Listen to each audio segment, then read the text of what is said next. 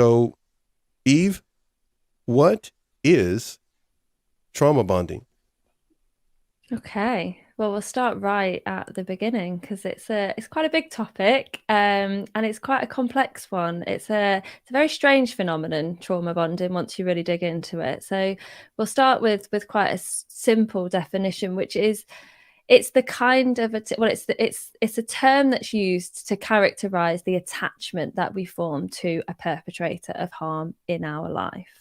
So if we are unfortunate enough to encounter somebody who engages in manipulative and abusive behaviors, then there are a series of mechanisms that can be activated in the mind, in the body, in the spirit that form an attachment to this person, whereby we end up seeking validation from somebody who is causing us harm. And it is a coping mechanism. It's something that is kind of done from the mind and the body and the spirit with all the best intentions to keep us kind of safe and protected and secure, but it has the absolute opposite effect on us and the way that it kind of manifests into our life.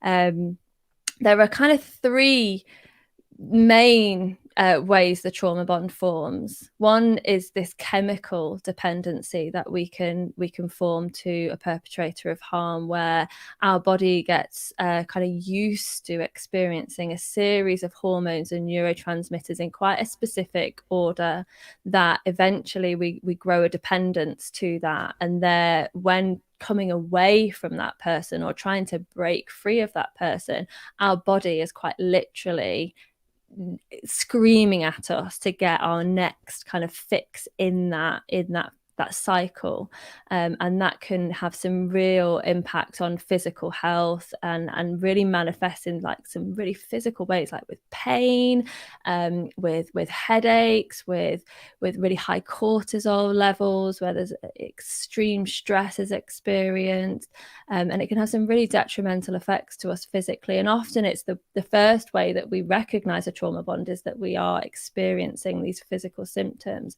But there's also this emotional attachment that's formed, which is formed through the experience of something called cognitive dissonance. And cognitive dissonance is when our belief about somebody doesn't match the behavior that we're seeing. And that really reinforces the trauma bond, because when that happens, that perpetrator uses techniques Mm-hmm. like gaslighting and maybe intimidation, maybe insults, maybe really kind of getting to derail your self-esteem. They might blame shift and deny and play the victim. All of these things start to fuel this cognitive dissonance, and the victim of the perpetrator will often rationalize and justify behaviors Mm-hmm. to make them go away, to kind of relieve this tension that they're experiencing. And this can form a real emotional attachment. And often we can then start to find ourselves self-gaslighting through just practice, basically. And then there's this energetic aspect of the trauma bond, which, depending on where your kind of spiritual beliefs lie, there seems to be this real energetic connection that's formed in the kind of spirit of the two bodies that is very difficult to explain, or kind of, Mm-hmm. there isn't a lot of research that tells us why this happens, but it's something that time and time and time again, when I speak to people, they feel this magnetic draw to this person, no matter how aware or cognizant they are of how bad that person is for them. They then feel that they just can't get away, and that is the trauma bond pulling them back almost.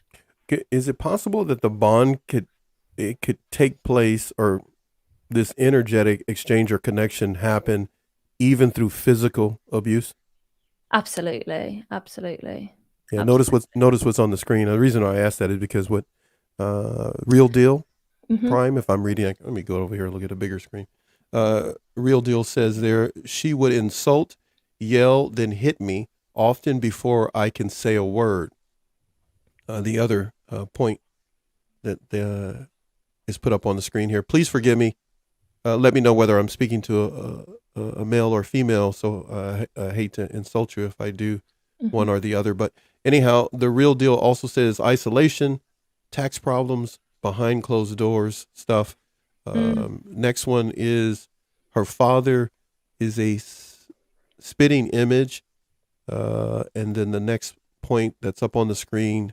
Thank you, by the way, real deal, for being here and sharing. This is why we here at NATV Network have this, as we did on Instagram, is for people to be able to share and get it off their chest and get some sense of direction. The last one there, Sarah, could you read that for me, please? That last one there. I come from an empathic home.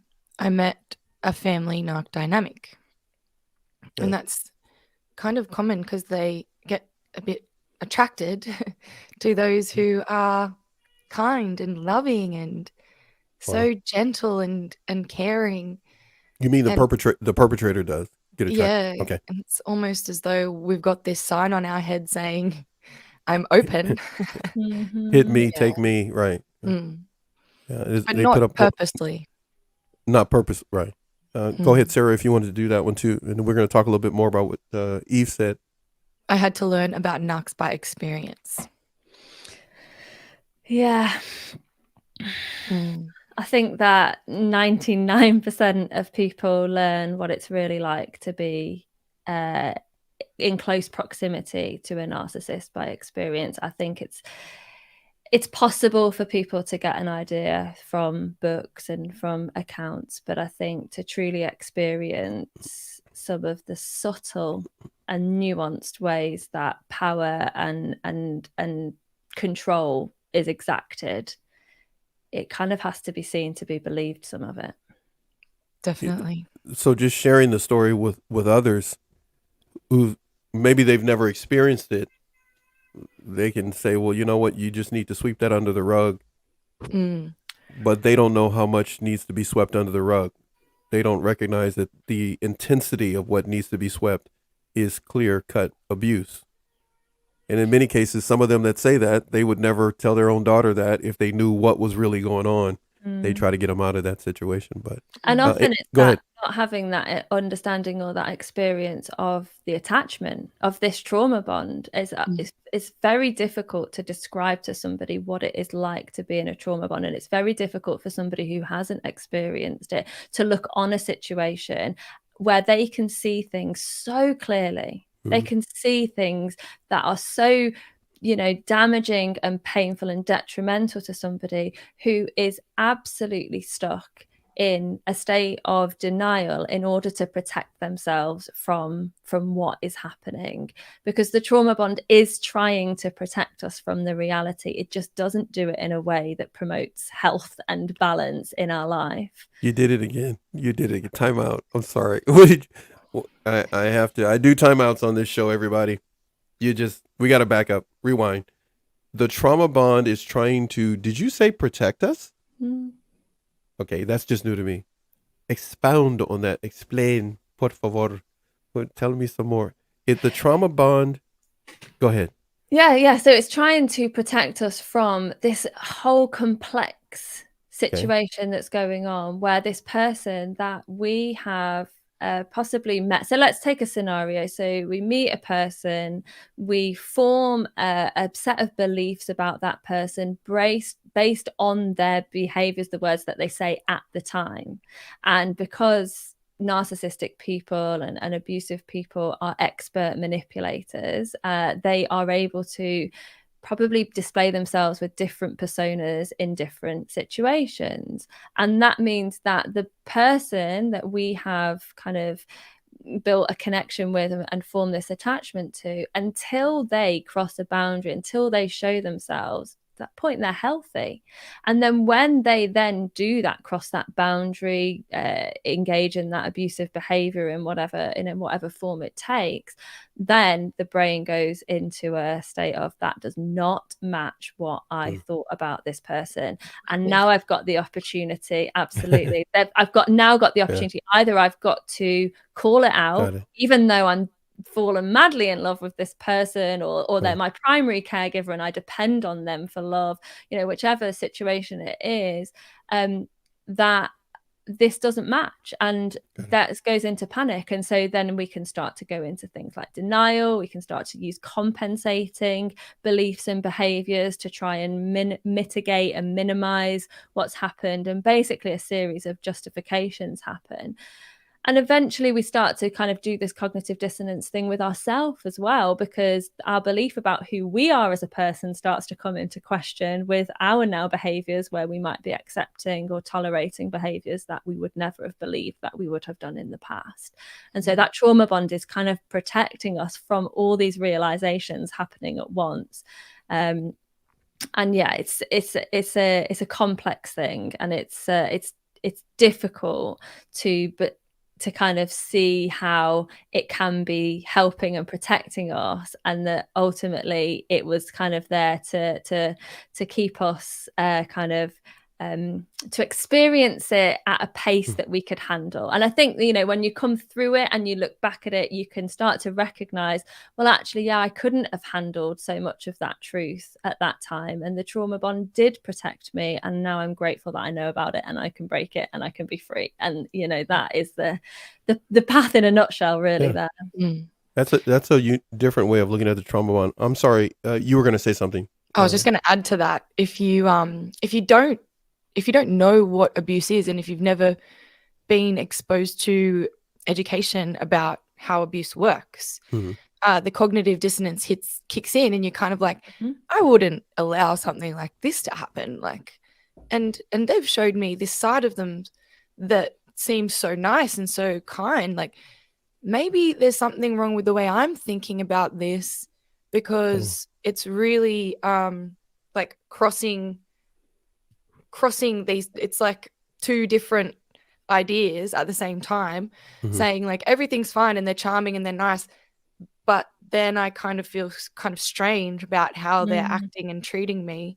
So then we question ourselves. That's where it goes into the self questioning and the self-sabotage, where we're like, maybe there's something wrong with the way I'm thinking about it. Maybe there's something wrong with the way I'm acting that make them act that way towards me.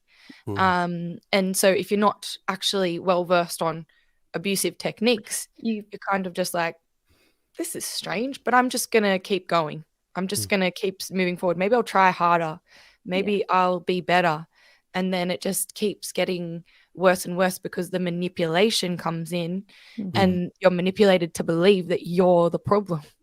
So it's just so tough. That's the cognitive dissonance is it's a really useful emotion. It's an emotion that, it's got a strange name for an emotion, because we wouldn't usually think of it like that, but it's a tension that we experience when a behavior doesn't match a belief. And so we experience this all the time. A good example of when people will have felt cognitive dissonance is if you've ever said that you're on a diet, and you've ever woke up in the morning and you said, right, today I'm on a diet. And then you every go day, out, baby. Every day, baby. Or you go out every day, baby. I'm on a diet. You go out and you meet a friend, and your friend says, do you want a piece of cake? And you get the feeling, I'm on a diet, if you even remember that you said you're on a diet, because this is where denial starts to kick in. But you've got some options then. Your friend said, you want some cake, so you can say, no, I'm on a diet, and you can absolutely stay true to your reality and your truth in that moment. Or you can add in a compensating behavior, so you can say, I'll go for a run, I'll have the cake and I'll go for a run. That relieves the tension. Or you might say, actually, I'm not going to have cream with it, so it's all right, I can have the cake because I'm not having cream. You can try and minimize the kind of disruption or the dissonance between your belief and your behavior. Or you can flat out deny it. Exactly. And you can flat out deny it, and you can be eating the cake and then go, oh, I remember I said I was on a diet this morning, damn it. And that is a really useful way of alerting us to when a behavior doesn't match a belief about ourselves. So if we've got a principle, we've got a belief, we've got a plan, we've got some ideas, then when our behaviors happen and they don't match it, the dissonance is there to tell us.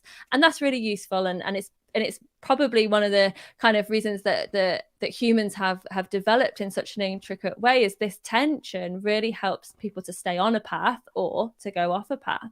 But when somebody is using manipulation, then then that justification and that rationalization isn't happening internally based on the facts of the situation as you see them.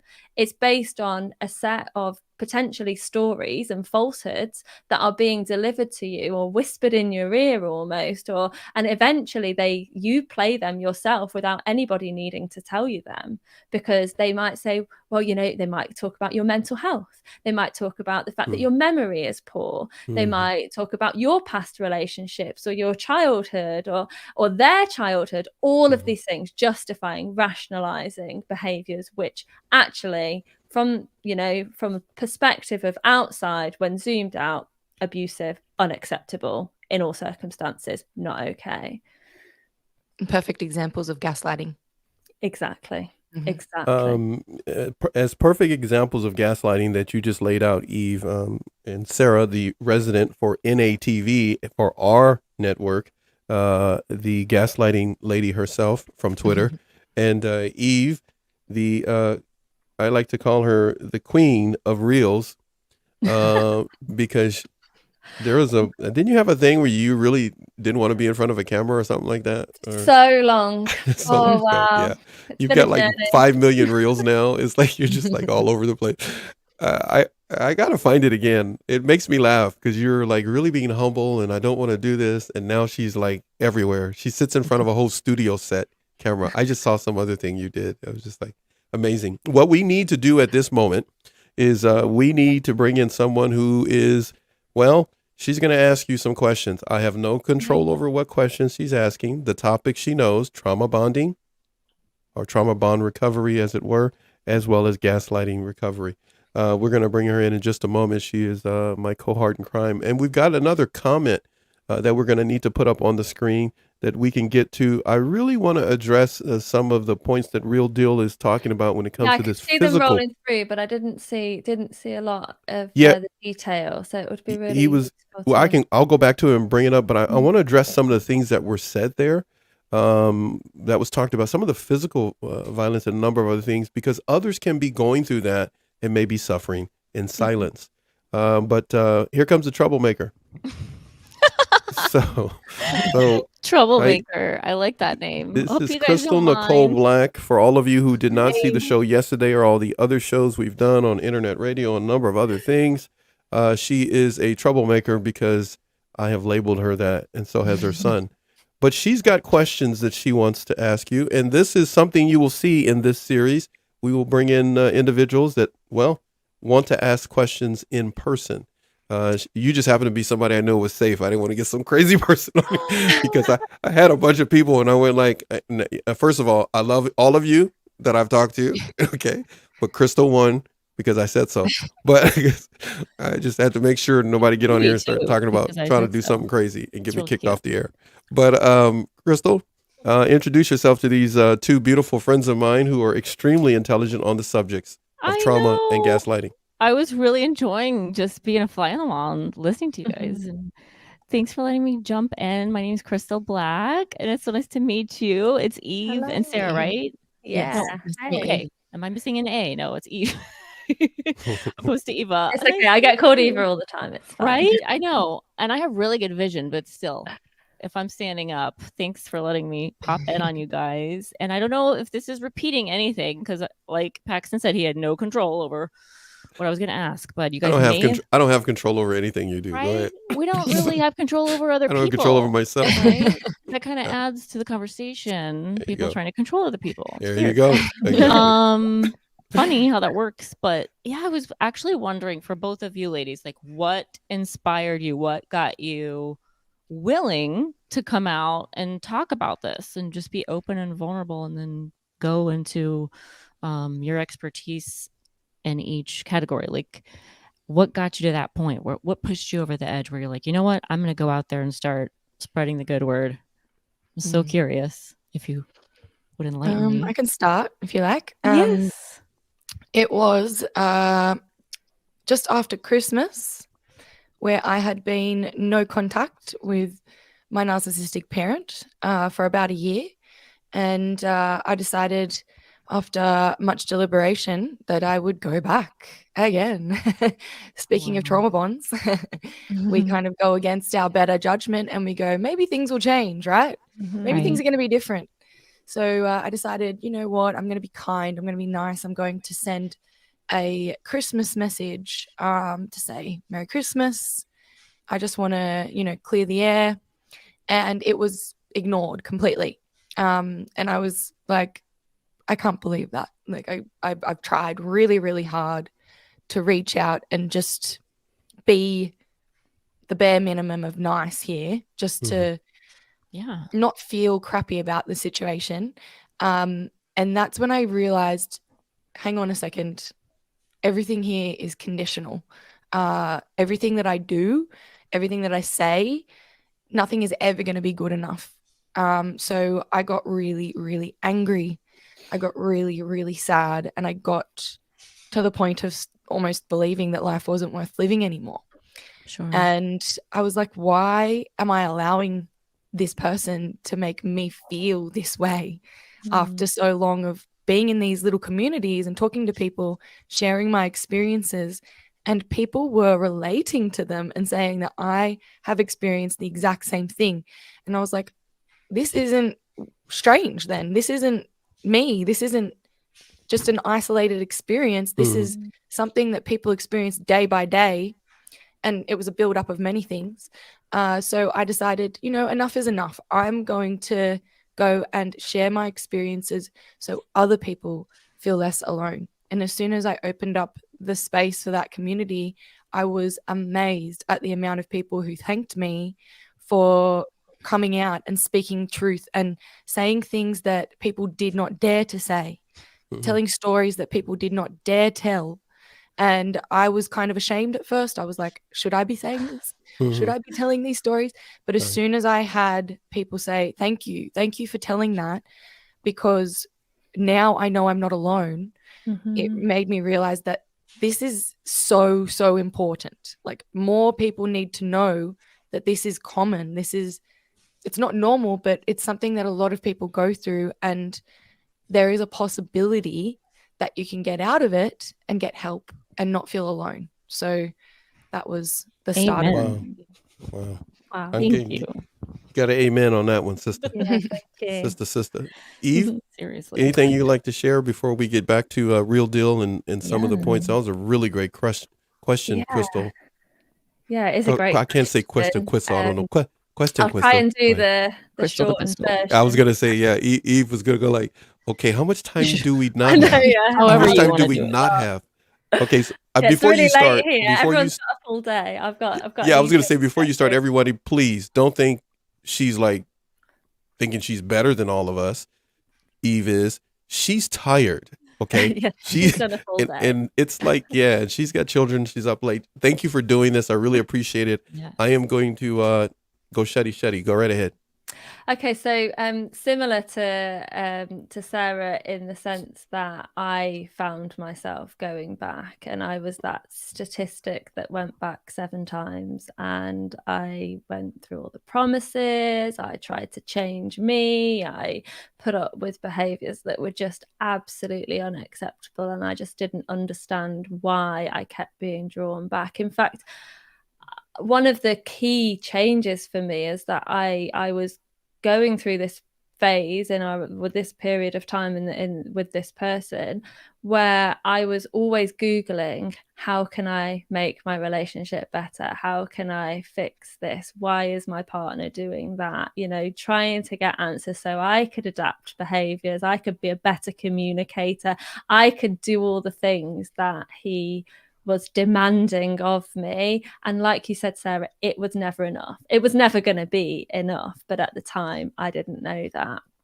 And then one day on the 7th try of leaving, and by this point I was pregnant, and quite a few things had shifted whilst being pregnant. I think it was, for me, it was, you know, God was giving me access to a lot more information at that point. And I didn't Google what can I do to fix it, I Googled, why can't I leave? Like, why can't I get away from this person who I know is treating me so badly? And that is when I stumbled across the term trauma bond. And I was just like, that is exactly what I have. That is the problem. I have this trauma bond. And I absolutely like dove into all the information.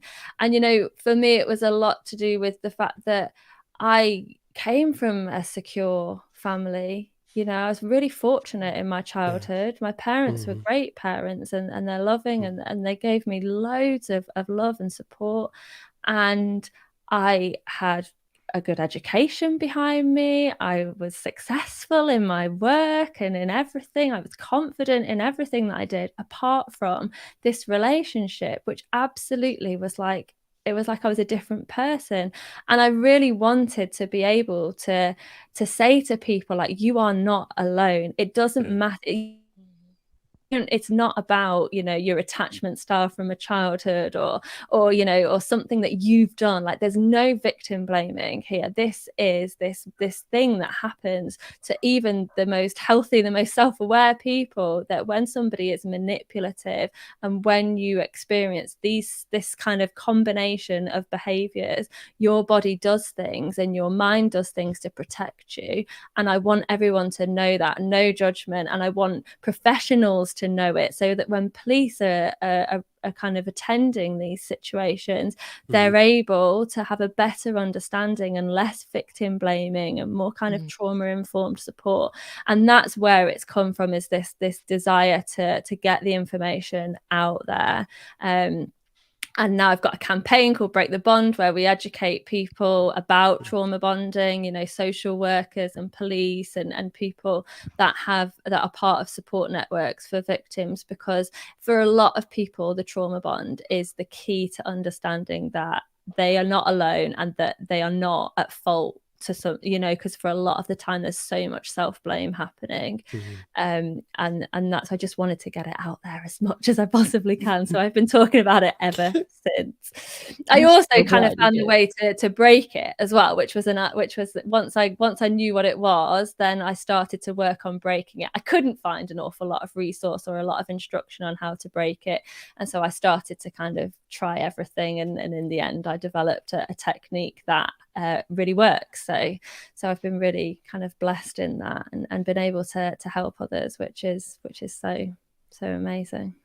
Thank you. I'm so glad, because just even myself over the past couple of years and doing the Googling myself, I can tell you it's people like you guys and everyone else spreading the good word is why we can help ourselves when we get online, if we don't, you know anyone else yet before we start opening up and talking about it. So I thank you both ladies for being willing to share. Hey, I'm glad that both of them felt comfortable enough to open up, and they didn't have a crazy person joining the show, and they had somebody normal like you.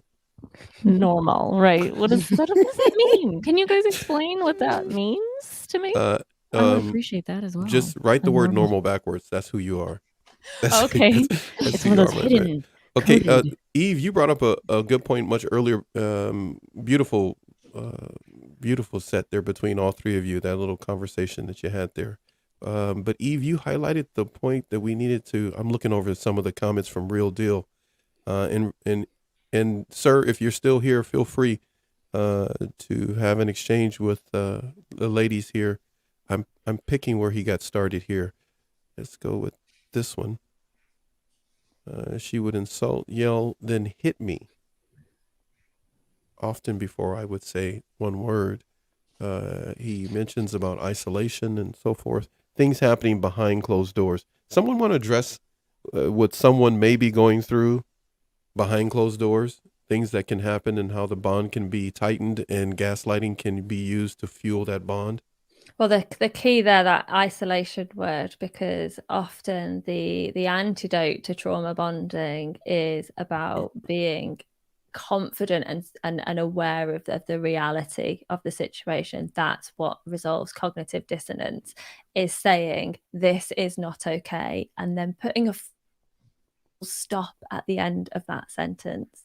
And I think that's a really important thing, is that anything that happens in life, if it feels unfair, we have a habit of saying that feels unfair, and then we put a comma and we try to explain why, and we'll say that felt unfair, comma, but maybe they were having a bad day at work, maybe they've got tax problems, maybe they've got issues with other people, maybe maybe they've got a history of people in their family. But actually, to resolve the cognitive dissonance for us and to heal that is enough to say that was unfair, full stop. That's it. That was unfair. I tend to use a stronger word than unfair, but that, because when we put that full stop in, we are really acknowledging our reality. And it doesn't matter what other people might think or what theories might be out there or explanations or research. In that moment, when we're experiencing that cognitive dissonance, we need to be able to really kind of honor ourselves and our truth. And that can be the start of that. And being isolated and being behind closed doors, it makes it very difficult to feel like you're in your truth, because because they have so much power over what we might be doing, or what we might be engaging with, or what the conversations might be about, or how they might reframe it, what we're thinking even. Because when they put an awful lot of expectations, I wrote an email the other day, and I did like a spill of all the things I would think before my ex-partner came home from work. And it was just an absolute, going through all the different possibilities. Is the bathroom clean enough? Have I checked the oil on the car? Are we going to have takeouts? Literally go through, oh, maybe I shouldn't do that, or should I tidy my daughter's bedroom first? And all of that is going on. There's no time for getting grounded in reality when your brain is in survival mode and you're trying to mitigate for a potential outburst, which may or may not come, because it's really important to recognize that it's not a continual. They're not constantly in a rageful or an outburst state. There's often really, really times that feel really good, and we get this serotonin, and we get the oxytocin and the dopamine from that. And so it's that is all happening behind closed doors. And without having that community, without having those people in your support network, people who care about you, people who truly know you and have known you for a long time, it can be very easy for a narcissist to manipulate your reality. And these environments, they thrive on secrecy, they thrive on isolation, they thrive on rigid thinking, they thrive on denial, they thrive on all those kinds of things that make you go, I shouldn't tell anyone about this. You should feel ashamed about this. You should feel ashamed that you even allowed it in the first place. That's the self-talk? I just want to say, so that's the self-talk you're talking about. Yeah, someone but can also be saying told it as well. Also told. These things are to keep the secrecy going. Yeah, to keep the secrecy. Like, don't tell anyone about. I used to get told, don't tell anyone about the arguments we have at home. Like, don't. We don't tell anyone about. You never have a disagreement. We never have a disagreement as far as the public is concerned. Yeah, the same. That's crazy. I remember it was. Don't speak, because then you end up shouting, and then everybody will know, and we can't have anybody know that we disagree. Oh gosh, that was a real one that would be. Or they'll say something like, "What will the neighbors say? The neighbors can hear you," kind of thing. Yeah. Lots of that. I'm laughing because I'm like, I could have cared less when my ex would tell me that. I was like, I'm gonna get louder.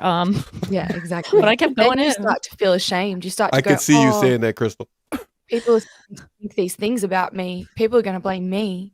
People are going to think I'm the problem. And then you do the shame spiral. You start to go, well, I am the problem here. I keep causing these problems for this person. They keep saying I'm the problem. They keep blaming me. They say, look what you made me do. And they're ever so good at demonstrating where it is that you went wrong, so that you do look like to the problem. And without that kind of sanity check from people that know you well and that you're in contact with regularly, then you can easily, like you say, fall into that spiral of self-doubt and shame and go on. I just want to say, so the sanity check you're talking about is making sure we're around family and friends that know us And love us. and and love us, because they want to keep you or keep any person from that. I'll use me as an example. So someone would try to keep me where I'm isolated, but makes it look like you need to be with me because this is for your own good. See, those people don't know you as well. And then they Yeah. create this isolation bubble that they put a person in. Mhm. And based It's not upon, even that they need to know and they need to be actively doing that. It's just that to have good self-esteem, that is built through being around people that value us and that we feel safe to be ourselves around. Mhm. And providing that for your loved ones can be the kind that's Yeah. enough to keep Yeah. them safe to some extent, or certainly give them a safe space to come to if there is ever. We've kind of gone into how to support someone there. no, but, you're right. Yeah, right. Hey, that's it's a future show now. Come on, don't get we that can far. No. recognize Yeah. how not having that Right. exacerbated and probably prolonged our own personal experiences is by not having that safe space to go to where we felt comfortable and confident to be ourselves. And you might be told in these relationships, don't discuss our problems outside of our relationship. Absolutely. Don't tell anyone else about this. Like, this is between you and I. Mhm. And if someone's saying like, oh, I'm not allowed to talk about this, like we're only supposed to like deal with that together. Big Talk red to flag. that person and say, Yeah. why are they saying you're not allowed to talk about it? Tell me what's going on. Yeah. Mhm. Because we need to talk about it. That's what helps us Mhm. to see what is actually going on. That Mhm. this is not Mhm. good. That Yeah. you need to get out of here. Mm. And I like how you put it, Eve. It's a sanity check. Everyone needs to have that. Teenagers can go to school and have someone they can talk to, a counselor, somebody else. Of course, if a person doesn't have that, it literally can weigh on their sanity. Mhm. But And I we're think not that's when we here. end up taking to Google is that Oh, almost yeah, you're out there it finally, looking for it. Google Yeah. becomes the place to go, the safe place to go Sanity. to try to get some type of idea. But just for those of you who may be passing through as you see this either now or later, we're not here. This NATV network, mental health channel, is not we just here to bash the narc and get things off our chest channel. It's a get things off your chest and seek and go to make steps of recovery. So the individuals you see here, you may not see anywhere else because they're not here to just sell a book or sell a program or make money off of you. There are those that will do that. And there are those that need to have their ego swiped and have you give them tons of viewers and subscribers. These individuals that are here and many others that you've seen the interviews with and that we promote are individuals that are looking to provide you recovery. And that's what we're doing with this particular first show of a series. So when a person recognizes just some of the things, the tip of the iceberg we've talked about so far, how can they let go? To begin with, I would say acknowledge that you're experiencing this. Acknowledge and step out of the denial that this is happening. We tend to go, maybe it's not that bad, maybe I did something wrong, and we, like Eve said, we tend to think we're the problem. Like, what can I do better? How can I communicate better, or how can I do? But then when we try literally everything and we're exhausted of all of our resources and we're like, well, what can I do? I don't know. It's a matter of going, okay, something's wrong here. Just admitting that to yourself. Mhm. Something is not right, even though you don't want it to be not right. Like, for example, with my mom, I used to be like, something doesn't feel right here. I just don't know what it is, but it's my mom. And, I don't want to say that there's something wrong, but and then I'd tell my partner and he'd say things like, if my mom did that to me, I would never talk to her again. And I was like, oh, well, why am I still talking to my mom? Like, why am I still trying? And then, there would be a situation. And for example, my mom would love to bring another person into the house and tell them how bad I was. And I used to be like, okay, here we go. Like, here's the intervention, making me believe there's something wrong with me. I had to step out of that and go, is there something wrong with me? Like, really look at yourself, like really look at everything that you're doing and look at the reality of it and go, maybe what I'm feeling is right and not wrong. And that's where the cognitive dissonance like is happening. It's going, oh, this doesn't feel right, but ... And I'm going to make up some sort of excuse to make it seem okay. It's releasing the excuses, releasing the expectations, releasing all of that stuff and going, here's the reality. Then we're able to address it. Then we're able to go, okay, I'm going to go talk to someone, and I'm going to, for example, the first step for me was just posting in communities and saying, is this normal? And people going, you know what? I've experienced that too. And it's not normal. You shouldn't have to deal with that. And then you're validated for the first time in your life. And then you're able to go, okay, how do I get out of this? People are able to give you some advice. A lot of the time it's to get out, like to actually leave and not continue with them. But we will go through a process of thinking maybe something can change. Maybe something can get better. Maybe we can fix it. Maybe I can help them. Maybe by me changing, I'm going to help them change, et cetera, et cetera. It's also releasing the expectation that something can change with them and turning all of the focus back onto yourself. Was that hard? Was that hard for you to do, Sarah? Yes.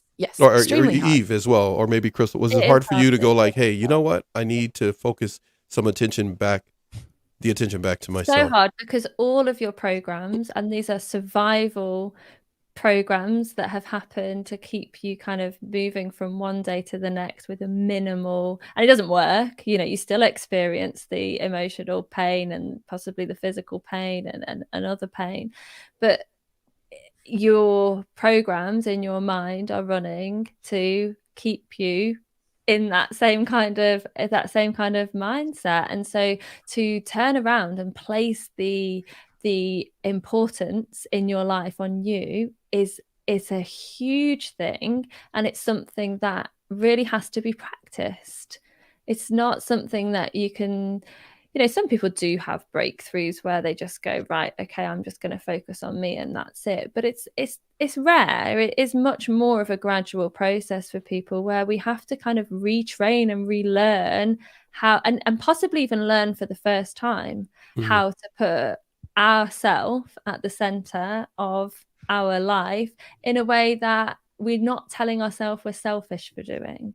It's that thing of you can't pour from an empty cup, and it's about filling up your cup in whatever way that is, without judgment, without expectation, exactly like Sarah said. The key to letting go really is about releasing judgment and holding space and tuning in and allowing and trusting that you have everything you need to resolve and to heal this. You were designed, your body is meant to heal. I always tend to say, like if you got a cut on your arm, you wouldn't sit there all day worrying that it's not going to heal. No, it's not going to happen quickly, and it's going to go through a series of phases, and you probably need to keep it clean, and you need to look after it, and you might need to be a bit gentle and not use that arm for a little while if it's really bad.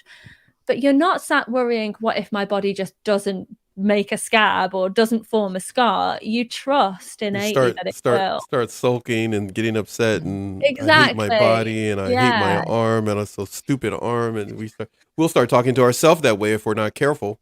And that's what happens with an emotional wound. We tend to not trust that we have got everything we need to resolve it. And often the key is in the letting go. But again, it's a process, it's a practice.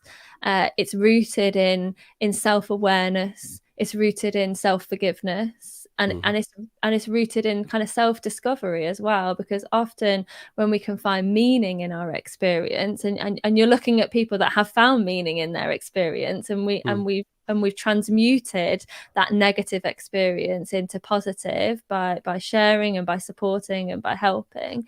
When you can find meaning in it, then kind of real healing really happens, and recovery becomes actually enjoyable. It becomes something that you enjoy doing, and the focus most certainly moves away from them onto you and to people that you might help, or even just your friends and your family, and being the kind of best version of yourself for them and experiencing the benefits. You don't have to go out and help whole swathes of people, you know, just be the change you want to see, and you get that reflected back at you in You all don't areas have to go of life. stand on a street corner and save the world or step into a phone booth and open up your shirt with an S. But I have to, okay, Breaking the Trauma Bond with a Narcissist is the series. This is the first show in that series that we're doing here with Eve Bradley and Sarah De Silva. And my cohort in crime today, as was yesterday, is Crystal. She will always be Crystal Nicole Black to me. She goes by the superstar name of Crystal Black from Pure Podcasting, Crystal Black Pure Podcasting. Crystal, you've heard a number of things these experts have talked about, and you know I think the world of them. So, your thoughts? I saw your head. I thought it was going to fall off. You're nodding so much. I was going to interrupt it, but I didn't want to because I was going to say we're going to have to pick your head up and send somebody to Florida to pick it up. But I know it's terrible. I'm used to talking to Paxton more than a pan, so this is good because it's she's tired of talking to me and giving me her problems, and I'm absorbing it, and I'm just like yes, all to the yes. Thank you for everything you ladies are doing. I just can't say thank you enough because, and I know I'm out here sharing too now, and I'm talking to people, but it's like I just appreciate it so much because when I was in my darkest times, and I was the one Googling. And I knew some of the terms already. I had heard it, but I had never looked it all up. And I knew when I knew what I was experiencing, it was like, this is extreme narcissism, you know, and this is what they call a malignant narcissist, actually. And I started learning of all these different terms. I'm like, what? So what I did, I don't know if I missed this when you guys were chatting earlier. Were you guys talking about the intermittent, what's it called? Not intermittent fasting, intermittent reinforcement. Positive reinforcement, yeah. I might have missed that part, but I mean, you didn't touch on it in a lot of detail, but we spoke about validation. But yeah, this intermittent positive reinforcement, it happens as part of the cycle. So the cycle is just for the record, I'll interrupt you for a second there. Part of the cycle of recovery or trauma or abuse or what? The cycle of abuse, you know, forming a trauma bond, it requires this positive reinforcement. Otherwise, it wouldn't have quite so much power, because this is very much where that physical trauma bond comes from, with this chemical dependency. So when the tension's building, when you're walking on eggshells with somebody, you're experiencing high levels of adrenaline. Your body is preparing for something that it knows is coming, that could be a potential threat, and so you're very much in that state of adrenaline, of preparation. The thing that it's preparing for is the outburst, and outbursts can be short or they can be very prolonged. They can be insults, they can be a series of emotional manipulation. It could be silent treatment for weeks on end. It could be throwing things at the wall to intimidate you. It could be, attacking you verbally. And in that phase, that's when there's a lot of cortisol being experienced. This is the high stress hormone. We hear a lot about cortisol when it comes to stress in work and what have you. But this is something that victims of abuse, their cortisol level is elevated continuously. But this is very much the phase where it's very high. And that's associated with a whole host of physical ailments and diseases and chronic illnesses. The next phase after that, once the outburst has kind of rode its path, is the reconciliation, and this is where we experience a lot of gaslighting. So either there are false promises that are made, or there is blame that is shifted through use of gaslighting. Maybe you happily take on the blame because it means that you're coming out of the outburst phase. And here we're starting to experience the positive reinforcement now. It's starting to we're edging towards getting a reward, which is the dopamine. It's a reward for experiencing this awful high cortisol, high adrenaline state, which is not a healthy place to be in. And then the final phase, which, I mean, it's not a final phase because it's a continual cycle, but the final one in the cycle is the calm phase. And here we experience the oxytocin, the sense of love. And oxytocin is a bonding hormone. It's the one that bonds us. It bonds us to newborn babies. It makes us feel good. We get it when we stroke furry animals, or when we hug. And again, here's your positive reinforcement coming in again. And once that's and that phase often gets shorter and shorter and shorter as time goes by. But it doesn't matter, because it's enough of a little oxytocin hit before the adrenaline kicks in again. And that's where that positive reinforcement really reinforces the trauma bond. And how to add to that, how the reinforcement happens is you're never doing quite enough, but then you do enough somehow, and they're rewarding you, saying, yep, okay, finally you're doing what I want. And you're like, oh, here's the validation I was looking for. And then somehow you're devalued and discarded again in some way. Somehow you're told that no, this is, see, I knew everything you do is not good enough. See, I knew you were this bad and that, da. But then you're like, okay, I'm going to try really, really hard to be good enough again. Right. The reinforcement happens again. They're like, see, I knew you could do it, or whatever it is. Like, you're doing everything that I want you to do, but that's you've got potential. You've got potential. Yeah. And so much of this is going on subconsciously. So much of it is being implied, and it's so difficult to track it when you're in that state, especially because, as we say, you're in a survival state. You don't have your kind of the prefrontal cortex isn't operating at its maximum, so it's not able. So it's the subconscious then that is just because the survival state, because your amygdala is open when you are in survival mode, which is the part of the brain which activates in fight, flight, freeze, fawn. Because so much of, and that's a lot of energy that goes to keeping you in that state, then you don't have the kind of awareness of your reality to be able to look at it from alternative perspectives, because you're very much trying to live minute to minute, hour to hour, day to day. And it's about getting to the next day, not about kind of zooming out and taking stock and doing some self-inquiry. And, it's just not possible. The body can't do it.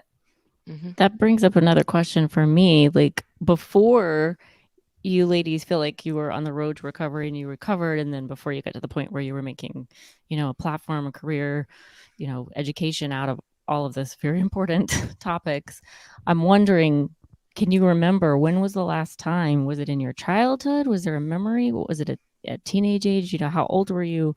What was that season in your life before it got to survival mode, to that really anxiety driven, just fear based rooted trauma place? Like, was there a memory of like, oh, I remember I was a child, or I was having fun and life was worth living before all of this stuff started happening? Do you guys have that memory, or was it like always there? I guess it would be different for myself and Eve, because Eve said she grew up in a different environment. But for me, I look back and I go, because I grew up in that dynamic, for me, it was like, I questioned, my mum used to be so happy and kind and loving. And then I questioned, when did that change? And I realized that it changed when I started forming my own identity. And I was told that my identity was wrong because it was different to that of my parent. So I was told that, there's the reinforcement. If I'm more like my parent, then I'm validated. So I can't be myself because that's wrong. And so the whole healing process was trying to learn how to become who I am. But that came, later in life, in my late 20s. But it'd be different for others who have maybe not grown up in this dynamic. But for me, it was definitely like, I realized that this was a time in my life where my parent realized that they were losing a specific kind of control and influence over me. And that's when it wasn't okay. And I was started to be manipulated into believing that there was something wrong with me. Absolutely. That makes sense too. And I identify with that, because I go back and I'm like, I guess I was very young and I can barely remember, because when you're coming from a household like that, it's all that you're used to. So I can definitely relate to both of you. in different ways. Yeah. But yeah, I was curious about. So Eve, you had Yeah, a so I healthy. would say, yeah, I did. I had so Good. blessed. I had a really happy, healthy upbringing. Maybe not so much on like emotional kind of empowerment and being able to express emotions, but you know that my parents definitely did the best that they possibly could. And I would say, in answer to your question, probably when I was a teenager and I had limited awareness of what was out there for That's me. another show, everybody. That's another show. Well, that That's my a whole kind of, nother show. it is another show that is. But actually what Sarah said there about identity, I think is so important, because a lot of our recovery ends up coming down to our identity and to connecting with that, connecting with our values, and really holding space for who we are as a person, and being it unapologetically, and taking up space and being heard. And if we're not heard, being okay with not being heard, because whoever was listening wasn't meant to hear it, you know, and really just being secure in who we are. And off that is really a result of recovery, is that you become okay with whatever. Yeah, you're at peace, you know, because it can't, and for me, like I was, it can't be as bad as it was. Exactly. You know, so Hey, yeah. The beauty of it, really.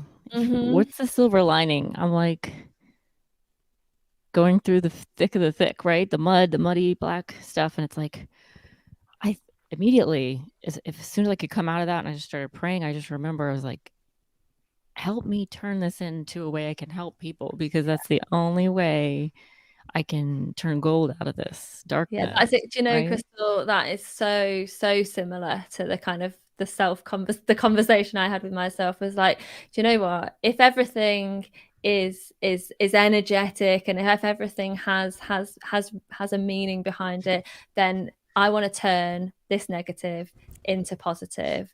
And I know how negative it was, and so I know how positive it can get. You know, every action has an equal but opposite reaction, and so we transmute the experience into positive. And like I say, that doesn't mean that you have to go out and share and help others. It just means that you don't hold on to it any longer. You let it go, and you let life start to take care of life, and you trust that you're supported, and that you're loved, and that you are enough. You're enough.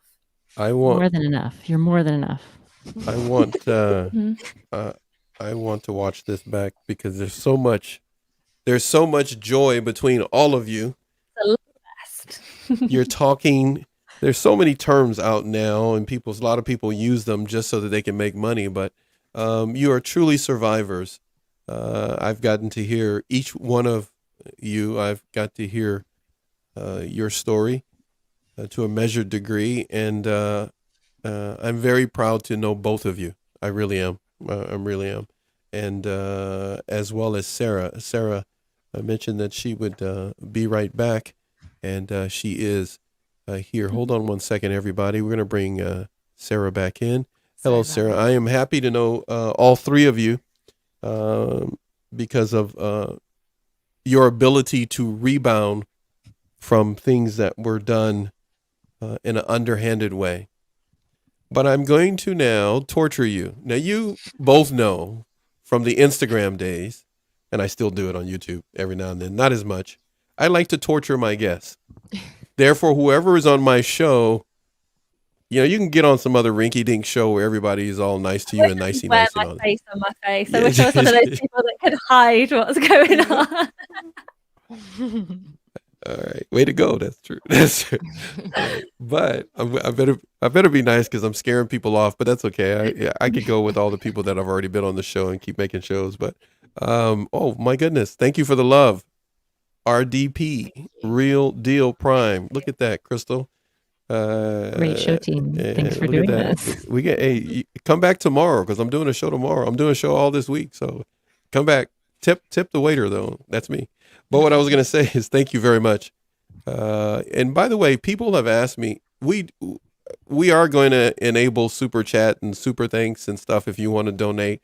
We just haven't fully done it yet. We'll get to it. We know many of you have asked that. There's a lot of things we're going to get to. We're just trying to put the shows on right now. But anyhow, you guys ready for some torture? Always. Is that what I was talking about? You know, I try to go the long way around to give you some time to get ready. So people watch this and go like, when do you get to the point? I'm doing this on purpose. See you later, guys. I got your back, Eve. Couple of days. Hey, look, first of all, I don't need you two people teaming up, okay? 'Cause Sarah, you got to help me out, okay? Because I know they'll turn on me. Okay, here we go. We're going to do this. Everybody, get ready. Why you need to let go. And I'm just going to read this, and we're going to start with Eve first. Feel free to jump in at any point. Sarah, you can jump in as well. Crystal. Fill in the blank. What? I'm not even looking at I don't even want to see you. I just want to read this off the screen because I'll afraid. Okay, I'm doing it already. I'm laughing. Why you need to let go. Why we hold on. Identity, meaning, justifications. It resolves cognitive dissonance. The importance of the full what? Full stop. What does that mean for those who've never heard it before, even though we've discussed it in the first part of the show? What does it mean to make a full stop when we are being abused or in that process of trying to break the trauma bond? What is the full stop? This reality. I think the full stop is really acknowledging your reality. And it's your reality. It's your truth. And something that it can be a really a kind of a useful exercise is to just for 5 minutes, what if everything I believed was true? It doesn't mean it has to be, but just ask yourself, what if everything that I feel that I experienced, every moment where I felt it was unfair, every moment where I questioned my sanity and who this person was, every single time my intuition made that little or that big nudge, what if in all of those moments I was absolutely right? And just hold space for that. Just for a little while, just sit with that.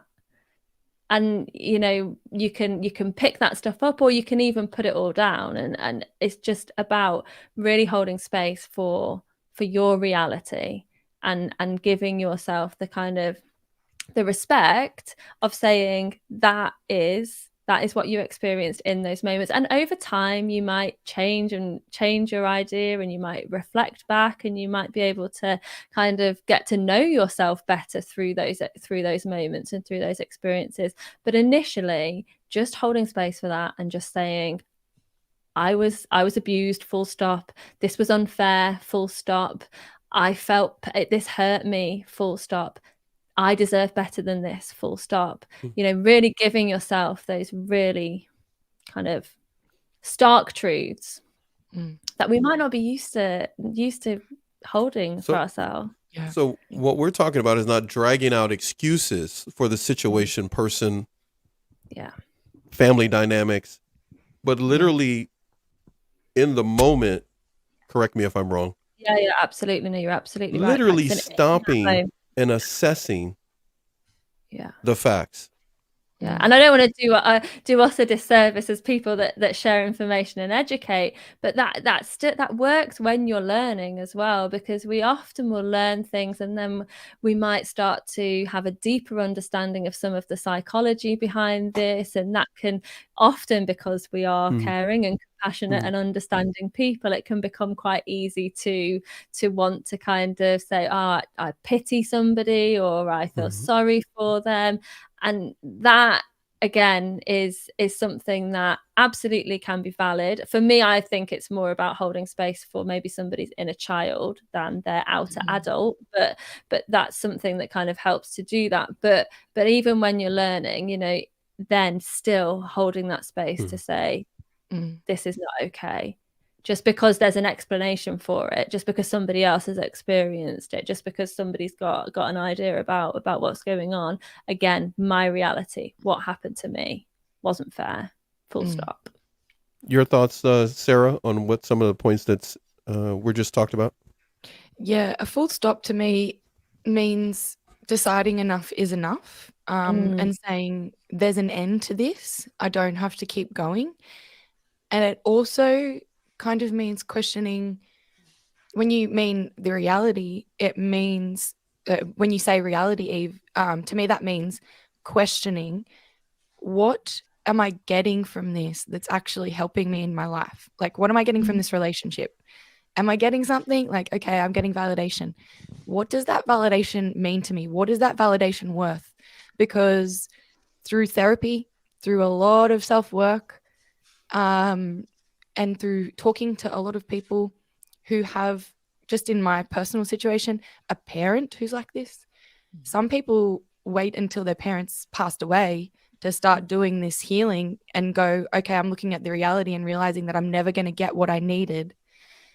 But if you start doing that now, you don't need to wait until they're completely gone. You can just accept that they're not going to give you that thing, and that you can get it elsewhere, and that their validation, their acknowledgement, anything that you get from them is not worth the breakdown of your sanity and your happiness. And then when you realize that, you're like, anything I can get from myself, anything I can get from people who support me is so much more wholesome and valuable than this half-assed validation that they're going to give me that's still never going to be worth anything because I'm never good enough for them. So that's the full stop to me. It's going, no, enough is enough. What I'm getting from you is not worth the terror and the horror that it's giving my life. And then when you step out of that, you go, wow, life can be peaceful when I'm not actually trying to thrive and strive to be good enough for them. Put that on repeat, my friend. Life can be what? Say that one more time. Life can be peaceful. Life can be amazing. And it proves to be the thing that many people are looking for, right? Peace, right? They're looking for peace and are trying to achieve that. Say that again, Eve. And Crystal, anything you wanted to say, go right ahead. I was just gonna piggyback right off of Eve and say, she said full stop. I was gonna say full break, full shatter, full block. That's right. Put your seatbelts on because I'm about to stop. Because once you shatter your ceiling and that room and these people and you block them out, and it's like you're not lying to yourself anymore. First, like you guys were saying, you have to stop being in denial and lying to yourself, and then stop confusing yourself and stop replaying and like feeling the hurt over, and just get out of the situation and get away from these people.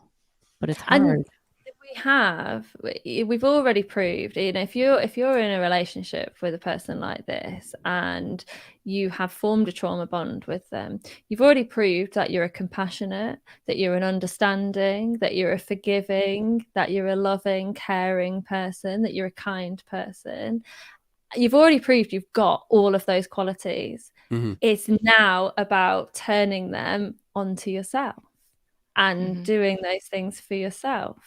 And that might look like you kind of, for me and for a lot of the people that I work with, we do an exercise where it's about becoming your own best friend, and you embody all those qualities as your own best friend, and you be, in every moment that you need it, your best friend, whatever that looks like at that time, because you already have it. You already have such a bright light. As Sarah said right at the beginning of the show, often they're attracted to people that have these qualities, and so there's a lot of self-doubt, and it can be hard to believe, and it's certainly a practice, and it can take a little bit of kind of really being actually uncomfortable, but it's so worth it because that is where the healing happens. I'm going to have to take a moment here where we let's just do this. Let's give some love to Real Deal Prime. Yeah,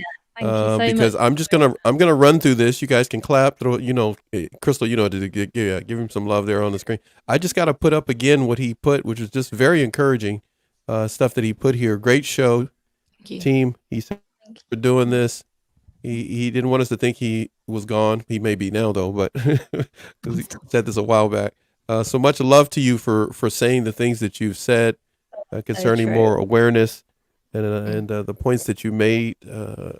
I'm going to toss this out to you now. Oh, that's so true. I had to put that back up there. So that's why he they're just attracted to us, just made me think of because- chocolate for some reason. Love or other. chocolate.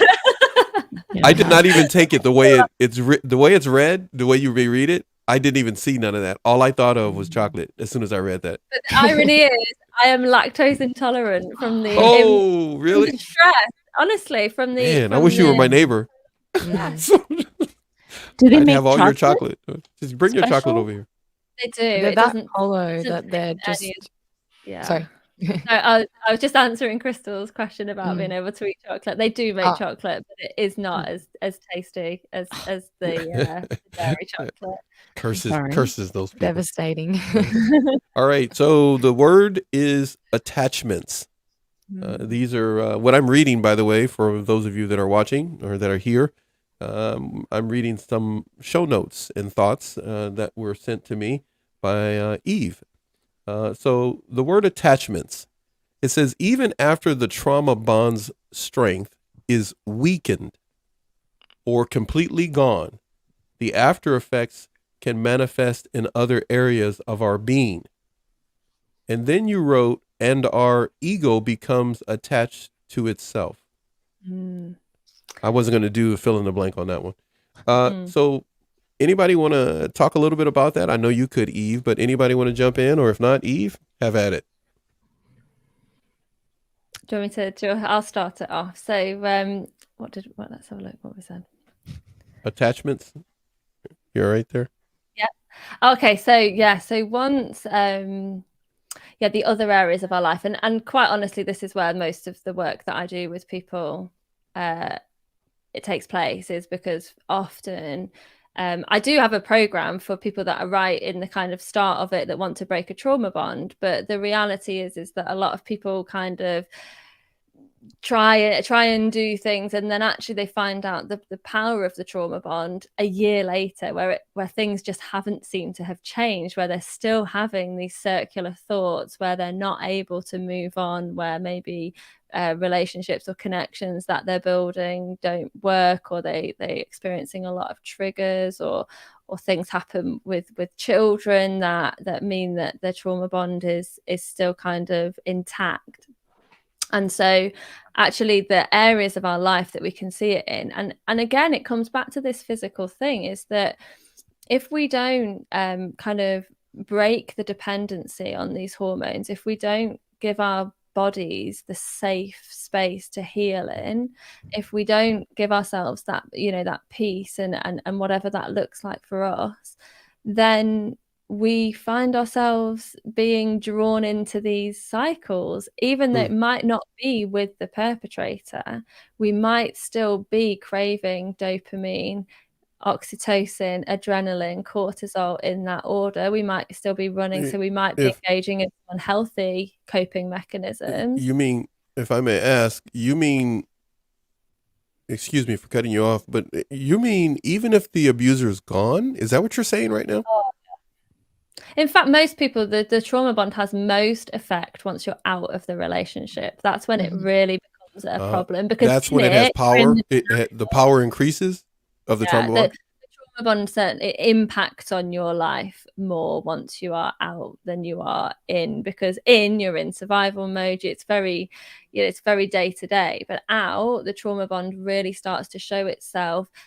It like I say, in the relationships you might form, the connections you might have with other people, but also in the way that you handle stress. Because if you're experiencing stress in another, at work, for example, then you might find that you are really drawn to thoughts or a desire to contact somebody that is bad for you, because you want the dopamine, because you've become so used to experiencing it in that order. So if you can't get it, become used to the roller coaster. Absolutely. So it's almost as if you need to replace the abuser or perpetrator being gone with someone else similar to that, or you start to crave certain situations just to hit that hit of dopamine. Yeah, the way the subconscious works is it's so lazy, the subconscious. It just does whatever is easiest, most familiar. That is really good. I like that. That's funny. Yeah. And a part of the recovery process is often having to dismiss the initial thought or desire to then go down your list of coping mechanisms almost. So you might experience something really stressful, and then initially the first thing is get in contact with that person because they're going to give you the dopamine. All right, you're not going to do that. Okay, then go shopping. That'll get you some dopamine. Overeat, Drink, shop, have bad decisions, bad purchases. And then keeps on going down the list, and that's why we say it's hard work, because you've got to bat those things away. No, they need to call you, is what you're saying, right? They need to get into your coaching program. That's what they need to. And a lot of the time, they need to call Sarah. Go ahead, Sarah, please. Sorry. That's right. A lot of the time, their voice is what you hear in your head. So even when you're outside of that dynamic, you're in another situation and you're like, oh, this person always said this about me, so it must be true. I believe that about me too. But it's not really that you're saying this person said it. It's their voice in your head, which you kind of believe is your own voice. And you're hearing these words and you're like, well, they said it about me. I believe it about me. That must be true about me. And then we engage in behavior that mirrors that thought or that reflection, that particular negative thought that they implanted or we were exposed to. A lot of reprogramming that goes into really kind of into detaching from this kind of attachment for good, with the deep healing work that really works, so that your mind doesn't go to that place. It doesn't go to that place. I can give a perfect example of that. Yes, it's please. something that I was told when I was young, is because my father was a violent man. I was always told that I was exactly like my father. So I identified that I was a violent person just like my father. But the reality was, when I got into therapy, was I was just yelling back and slamming my door. Normal things a teenager does. But later on in life, I still do that. Yeah. Like, no, I'm just joking. I don't. But go ahead. We all get a bit huffy sometimes. But later on in other relationships, for example, I would, for example, I said to my partner, oh, I'm an angry person. I get real angry. And then when we were, getting into situations, and I was like believing that I was exactly like my father, I was told that, well, it's not that bad. You're kind of, grumpy and annoyed, but, you're not a violent person. You're not like breaking things and screaming and making me feel traumatized. So he's not hiding under the bed or in the closet. Yeah. But you thought you labeled yourself then, is what you're saying, based upon how others labeled and pinned you or maneuvered you and manipulated you. Yeah. So that's what I believed. I labeled myself that way. And then it took therapy to realize that, no, like the therapist questioned me and asked, did you do this? Did you do that? How do you react? And when we were able to rationalize it, it was a false belief imprinted onto my own record, so my own subconscious, that I was repeating back because I didn't know who I was, really. I wasn't able to create that sense of identity outside of what I was being told I was. Yeah. So and that really picks up on that ego becoming attached to itself thing. So that self-concept of who we are, and we've all got an ego, that self-concept of our identity attaching to itself to feed itself, because the ego does not like to be diminished or wrong. And depending on how much self-awareness, and that's like pure self almost awareness of your self nature. And when we talk about being somebody that is enough and that is valuable and worthy, that's your pure core self. That is that real true self, the one that the ego often tries to mask, and our ego can become attached to ourselves. And in the case of a narcissist, it's a really, really strong example of that happening, and a false reality being created. But like you say, we might identify with certain labels or traits, and we actually find that these are coping mechanisms, or these are things that we've been told. They might be reputational, not personal, and we can not necessarily a person's character. It may not be. It's not Sarah's character to be an angry person. I know that just the times I've tortured her. I mean, talked to her. So for hours on end, and she's like, Paxton, I gotta go. No, I'm just kidding. But we can buy into it and think it's our character. Lazy. And then we put ourselves down and we can't spend money the right way. Go ahead. Yeah. Start putting ourselves down. Sarah, you were saying, jump in, Crystal, at any point you want something you want to say. Yeah, we just say, I'm not worthy. I'm not good enough. This is who I am. I'm always going to be this way. Until we start to do the self-work, and we have to forcefully start to make ourselves believe that we're not that. And then when we look at the reality, we go, hang on. I'm not like that. Time out. Wait a minute. I'm not like that. I'm not like that. I'm actually quite happy. I'm actually quite nice. And that's hard to admit to yourself as well, because then you go, oh, I'm being narcissistic. No, you love yourself. But when it's all you ever know, like what Sarah was sharing, that's from her family dynamic. And I can say the same as well. It's like it was always in the back of my head. Something's wrong with me. I can't do it right. Like I'm the different one, because it was always there. So it's like I was used to that, even though my brain, my head, my mind would know this is abuse, this is wrong, I don't like this. You know, it's like you could know all those things in your head, right? But until you change your body, the somatic experience, which is also going to change your soul, your spirit experience, right? As a result. But it's about feeling safe in that space. Exactly that. Until you create a safety for yourself, which unfortunately is what we have to do. We have to create that safety, whether it's through our kind of thoughts and using our mind to create it, whether it's a bodily safety or whether, like you say, it's a spiritual safety. We have to create that for ourselves in order to really heal. Absolutely, because it's all connected. So really, it's like if my mind knows the truth, but my body doesn't, then I don't. It's not jumbled up. It's not right. You get everybody on the same track. Feel out of alignment, aren't you? Yeah, absolutely. Mind, body, spirit. You're gonna need an emotional onesie, huh? Oh my gosh! I'm sorry. That's from yesterday's show. Kind of. I love that. The trauma bond breaking onesie. Hey, I have a candle. I have a trauma bond breaking candle. Not one. Really? Wait, do you sell it? Yeah. You've never told me that. Yeah, I have a good friend who has this incredible luxury candle. Oh wait, I'm sorry. You did tell me that. I'm just getting old. Wow. I just now remember. And she said to me, she was like, we need to create an intentional candle, which is like a sense that will promote release and healing. And yeah, it exists. Release with Eve Bradley. Symbolic. I look forward to you sending me some video of this candle so we can make you a commercial and put it on my channel, and I can play it. Oh, it does. It really smells good. Love it. Okay, so now before I let all of you go have a beautiful day and evening, and Eve can finally go to bed. Her children are waiting for her. All right, so I hope they're asleep. Oh gosh, don't say that. You know, for you. Hey, you know what? They're trying to break a trauma bond. They need to stay up all night and watch TV. So wait. So I have to ask a question about a point that was made earlier, because it connects with something someone sent us quite a while back. Sarah, you mentioned about your situation. Of course, it's the family dynamics.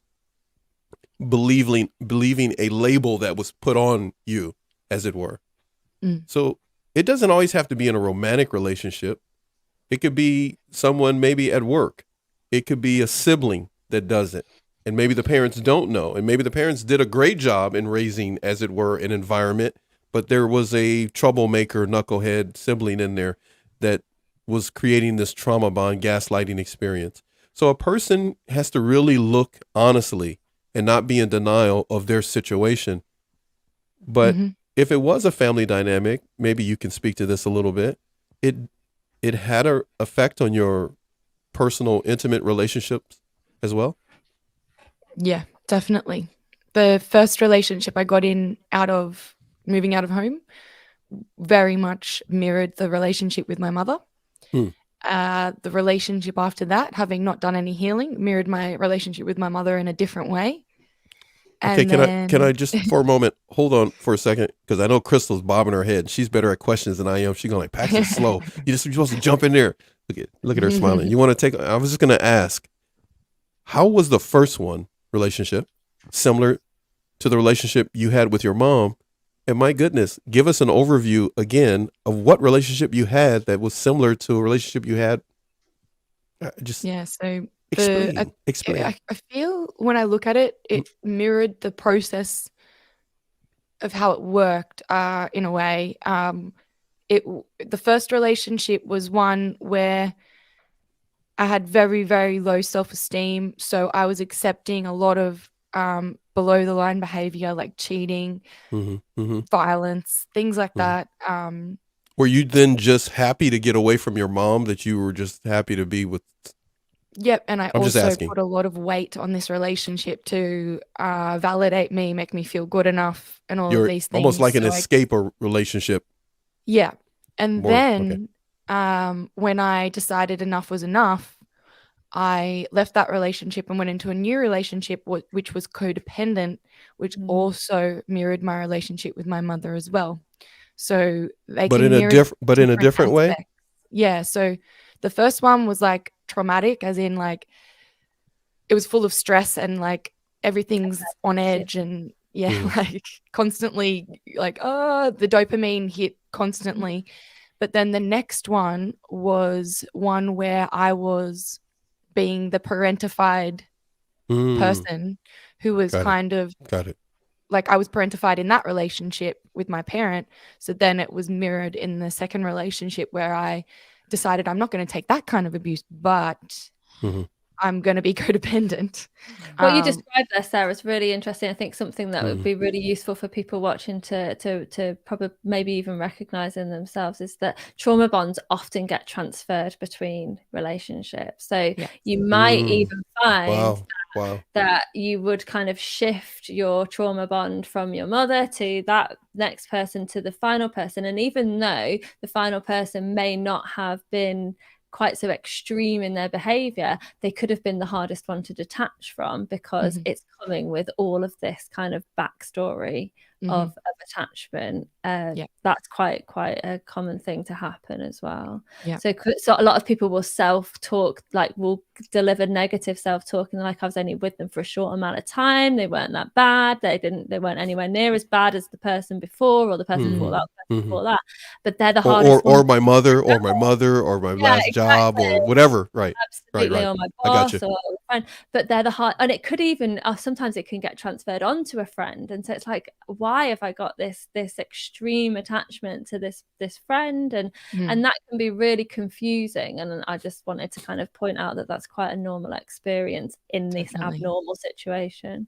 Yeah, definitely. And then until you start to do the self-work and you're realizing those dynamics happening, and you're like, okay, well, you know, maybe this isn't healthy and maybe this isn't working out. So then I moved on from that relationship and came into my current relationship, where a lot of those patterns were showing up, but my partner had done enough work on himself to meet that with, you know what, like let's work on this, let's move through this, let's try not to bring it way up here, and let's just let's get help and let's get therapy. We've done therapy together, and it's actually helped us so much. And me doing my self-work, him doing his self-work, and us doing our work together has created such a beautiful relationship that I know that is not a trauma bond, and is such a beautiful environment where I know that my partner supports me, I support them, and I'm not afraid to bring up the flaws in myself or you know, whatever may be wrong, because I know that person accepts me and I accept them, and that we talk about growing together as we move forward. And that takes a lot of work, because we were clashing a lot at the beginning. But it takes the decision to go, I recognize these patterns and behaviors, and that doesn't mean this relationship is doomed. It just means that we have to do a bit of work. Beautiful. And oh, go ahead. Somebody going to say something? No, I just say I'm so happy that you found a beautiful relationship. It's exactly what you deserve. So thank you so much. And he really supports you in getting whatever type of microphone or audio interface you need. He bought me Because this Rode mic Paxton stand. is demanding that if you're going to be on a show with it. Wait, He's and like, boom "No, arm. we I'm don't sorry. like this Wait, one. no, I'm go getting ahead. you a No, new no, one." go ahead. I want you to do two things before we move on. Bring the boom arm in some more. Yes. Okay. That Before beautiful. the He's so supportive. He's so supportive. In the microphone. before my last call, I was like, "Can you please help me fix this stand?" And he's like, "No, we're getting you a new one." No, actually, I called him up and I said, "Man, dude, you got to just." She's over there trying to save pennies, man. Spend the money and invest in her. She deserves it. And also, the other thing, if you could, I'm kind of intrigued by your coffee mug that you have there. Oh, I wondered Could you- when that was gonna I'm come such a shameless plug. Can you just slow move that there? Just hold that there. It says, I'm sorry. Let me see if I can read that. It says "Healing from Narcissism 2021." Nice. Okay. Oh, I wonder who produced that show. Oh. Anyhow, so my daughter, by the way, my youngest one, she came up with that design. I had nothing to do with that, but anyhow, so I had to do that real quick. Crystal, you didn't know this was what you were in for today, huh? So, You know I'm down for anything. I know you are. You got it together. You're probably taking this as some free consultation. That's what you're doing. This is like a I'm gonna review get of everything I've learned. I'm gonna disappear in about 10 minutes, guys. All right. No, I hope Since you you're leaving rest. since you're leaving in 10 minutes, I get to. Oh, here we go. I get to ask you this. Eve Bradley is in the UK. For all of you who don't know this, she is in the UK. One of the things that Eve Bradley does in her time off, her spare time, is what, Eve? Look after my kids. No. What do I do in my time off? Go outside, go out a lot, walk around, spend a lot of time in children's play centres, which is quite depressing, really. But it's got to be done. I like to be outside. I do. I love to be outside. I love to be out in nature.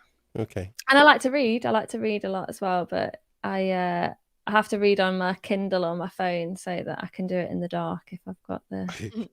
Okay. Okay. All right. Sarah De Silva is known for discussing gaslighting 101 on Narc Abuse TV, but gaslighting she's been doing before she ever met me. But Sarah De Silva, who lives in Australia, what is it that Sarah does on her spare time? I like hanging out with my dog. He's my little baby. Your dog's And name is Monty. He's a Jack Russell. Monty. Yeah, I know it. Yeah. Yes. Monty. And I like to paint. I like to draw, and I like to go camping. They're my most favorite things to do, and I try to put aside time to do those things as much as I can. All right. Hey, Eve, did you know that about Sarah? And Sarah, did you know that about Eve? No, I didn't know about the drawing and painting. I knew camping because last time we did a panel show, you were going camping. She Were was. you doing painting? Yes. Yeah, I didn't know about your creative streak. I'd love to see some of your work. It would be amazing. Thank you. I tell you, girl, you better sell that stuff. All right, so let's see here. Crystal. Yes. Crystal Nicole Black. Crystal Black. You are in Florida in the United States. That is correct. On your spare time, you're known for being a PR person and very business-minded woman, and you've experienced a number of different things in life that gives you the room to be called an expert in life at the age of, what is it, 22 you are, I think? So Mentally or physically? I'm not going to mess with you. I'll stop. Okay. Your son's going to beat me up. But what I was going to say, on your spare time, what do you like to do? My spare time, I like to dance now a lot. I dance at the house. I go to the Zumba dance class at the gym. If I go out and there's drinks at a lounge or whatnot and there's music, I'm going to be dancing. Okay. So that goes anywhere. I'll do that. Something I've actually learned to embrace the more I've embraced myself and learning to love and get to know myself and not care. I don't care what people think, what they say to me when I noticed a lot of people get held up about speaking in front of people or in public, right? That's like a number one fear. And then also dancing, I've noticed a lot of people feel comfortable dancing unless they have alcohol. Or I'm getting onto a whole other tangent, but I've just noticed over the years I've gotten better and better about not caring at all about who is watching. Yes. I dance like no one's watching. Yes. Anytime.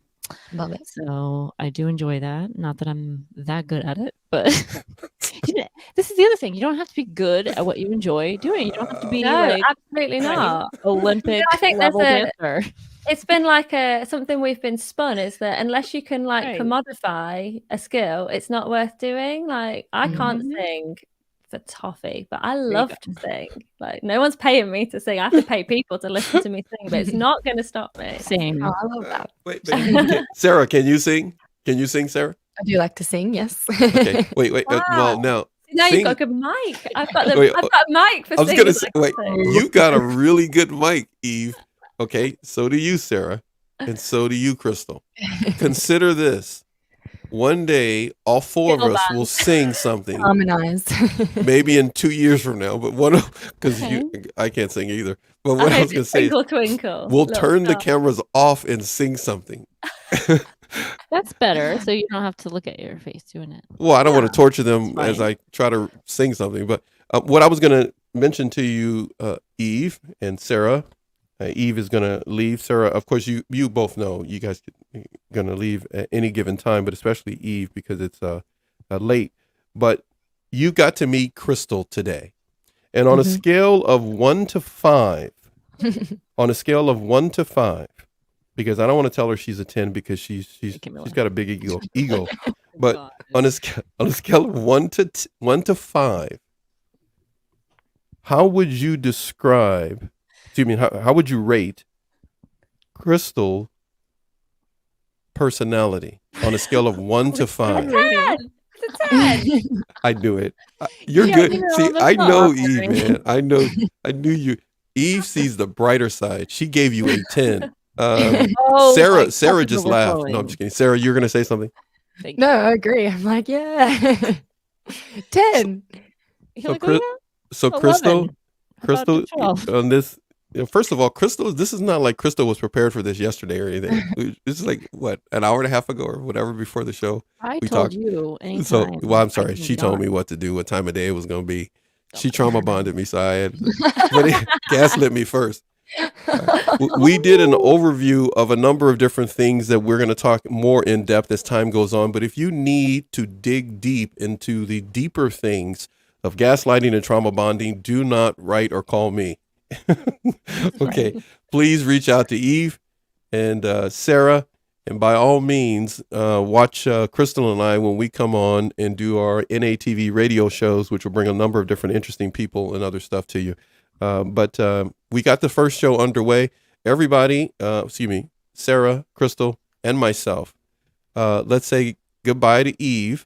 Bye, everyone. Thank you so much. Eve, we'll see you later. I'll talk to you soon, Eve. If you got to go, I'm going to stay on just for a little bit with these ladies. We'll see you later, Eve. Get some rest. I'll talk to you soon, my friend. Bye-bye. Thank you. Great show. Great show. We'll see you. What I was going to tell you, Sarah, is that I know it's morning there in Australia, but I want to ask you something here. Here you go. Now, I know you told me how long you could stay, but here we go. I kind of touched on it before we started the show, but I was saving this for you. A lot of people research gaslighting. They research it. I'm going to go with a bunch of R's here, the letter R. So a lot of people research gaslighting. It's become something that a number of people are becoming very rich talking about. And our viewers and subscribers love when you talk about it because they see you don't have a hidden agenda. You truly are just passing on information so that they can recover. We love it also. But gaslighting comes under 4 different categories that I wanted to highlight to you when I say they come under these categories. These are categories that we're highlighting off of our channel, not in comparison to someone else and their channel. Gaslighting red flags. Gaslighting relationships, gaslighting responses, and our favorite, gaslighting recovery. If you had to say, when it comes to gaslighting red flags, Crystal, any that you may want to mention as well, What are some gaslighting red flags people need to be mindful of? Red flags. It would be to put it in like a bit of a nutshell. It would be finding people getting defensive about something that you're saying, especially when you approach them with a problem. They're getting defensive, and then they have a way to counter what you have said and deny it in a way. And there are multiple ways they can do that. They can counterattack, they can deny, they can stereotype, they can trivialize. And there's a few others that I'm unable to bring up in my mind right now, but it's just a blatant denial of your reality, regardless of whether they know it's true or not. If you're addressing something that you find concerning, the person should meet you with understanding and validation, even if they don't believe it's true. An understanding person would say, I'm really sorry that I did that to you. I'm really sorry that I made you feel that way. I'm really sorry. I didn't realize I was doing that, and I'll try to be better next time. But gaslighting is just a blatant denial or a manipulation against something that you believe or think or are saying. So if you're feeling like you're being met with a concerning response, like, why are you getting defensive about this? Or why are you fighting me on this? Or why are you saying that I'm wrong when this is the way I feel? That's when we need to start paying attention. Because if we're feeling like they're not validating how we're feeling, then that's a red flag per se. Yeah. Got it. Beautiful. Any thoughts, Crystal, by any chance? Absolutely. I'm like, I totally agree with her, of course. And just going into what I've experienced, it's like the same thing. It's just, okay, if you know you feel something and you know you're experiencing something and you're communicating that, or you're stating how you feel, you're trying to be the healthy one, right? And be direct and whatnot.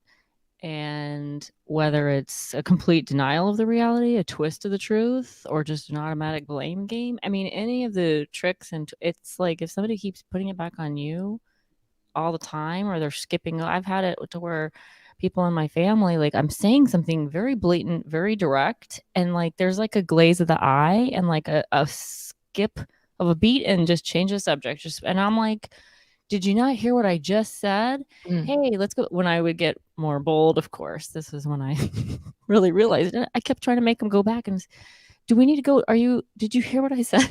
It's like you're trying to make someone be honest, right? You're trying to make this person say the truth and like acknowledge and we can't make anybody do anything. And that's the bottom line. And that's what's so frustrating, I think, for all of these topics. It's like, and all of this experience we have, it's so many times I'm finding that's maybe what takes us longer to get out of it, is because we want to hear the validation, not even for our own ego anymore. If you've gotten past all, you're doing your own like self-work without even knowing it subconsciously in this abuse, right? Because you're realizing it gradually over time, or that's how it was for me. And you just want to hear them admit it, even if it's not validating you, even if they're still talking bad about you. It's like you just want them to say something true, right? Instead of playing these sick games and making up lies and twisting the truth. But it's not going to happen. And you just have to give that up and let that go. And that's what takes so long. Because if you're stubborn, especially I'm a stubborn kind of person, you know, you're I don't even think that it's being stubborn. I think it's just like, I'm feeling an injustice here. It's like, determined. Yeah, you're right. Injustice. So frustrated. Like, why? Like, you're questioning, like, how is this happening? It's so confusing. Like, because you're a good person. That's why. When you're the good person and you're full of love and light, and it's like you can feel it. I can see it. I've never seen you in person, and I'm just talking, and I can feel it right across. You know, just like this from you. Oh, good. But on the other side, you can feel it when it's not. And then that's when our mind plays those tricks, because our body, and it's like, we know this is not a safe person, but we're so used to it that we try to make sense out of our brain with it, right? And you question yourself. You're like, well, did I remember it correctly? Like, is this such a big deal? Oh, I don't know. maybe I should let it go. Maybe Okay, maybe so a small occurrence of that is one thing. Yeah. Or okay, maybe maybe I misunderstood. Maybe I didn't hear it right. Maybe I didn't see it right. Maybe I'm looking at it the wrong way. But if that becomes a pattern, Right. that then becomes a pattern of maybe red flags is what would a person gaslighting red flags is what Mhm. we can look for. Yeah. Next one is gaslighting relationships. Now, Mhm. people research this kind of stuff all the time. There's many articles. A lot of stuff is written about it, but we kind of go back to what Crystal just said. It's like you can't change other people. Mhm. But some people are in relationships where gaslighting, not pure, innocent, true love, but gaslighting is what rules the day. Constant manipulation. Mhm. How does a person get a tip or two from you today from this show on how they can navigate if they're in a gaslighting relationship? Now, I notice I didn't say family or whatever, just period. Mm. Like what we were saying before about just staying in reality, staying grounded in reality, talking to other people that you feel safe and comfortable with, and talking to them. For example, say it's your boss who keeps gaslighting you. You can go to your partner and say, every time I come home from work, I just feel like I just don't know if like I'm doing the right thing here, and start explaining to them what's going on, and they'll be able to validate for you what the boss isn't able to do. Go talk to a friend if you're finding that is happening in your relationship, or go speak to someone in therapy.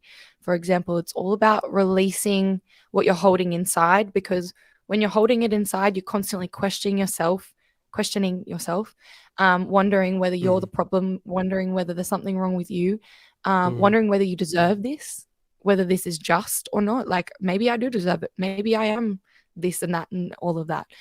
So then when you start to speak about it with others, they're able to validate that, this isn't quite right. They shouldn't be saying this to you. You were in the right in that situation to maybe speak up for yourself. Then you're starting to gather some self-esteem, just to realize that, okay, I'm not going crazy here.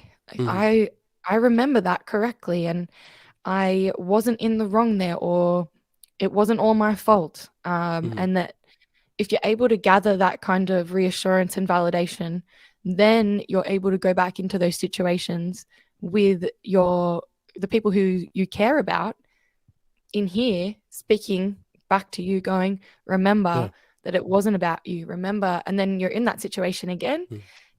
Also, a good recommendation is to, once you've spoken about it to someone, think about what you're going to do the next time it happens. So, perfect example, I had a boss that was constantly being quite abusive, and I was speaking to my partner about it. I was speaking to friends about it, and they were kind of like, that's really not nice behavior.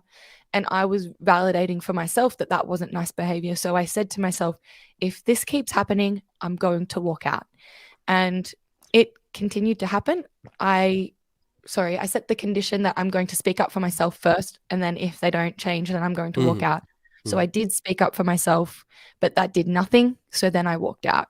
So it's like setting the condition that I'm not going to take this behavior because I've been validated that it's not right.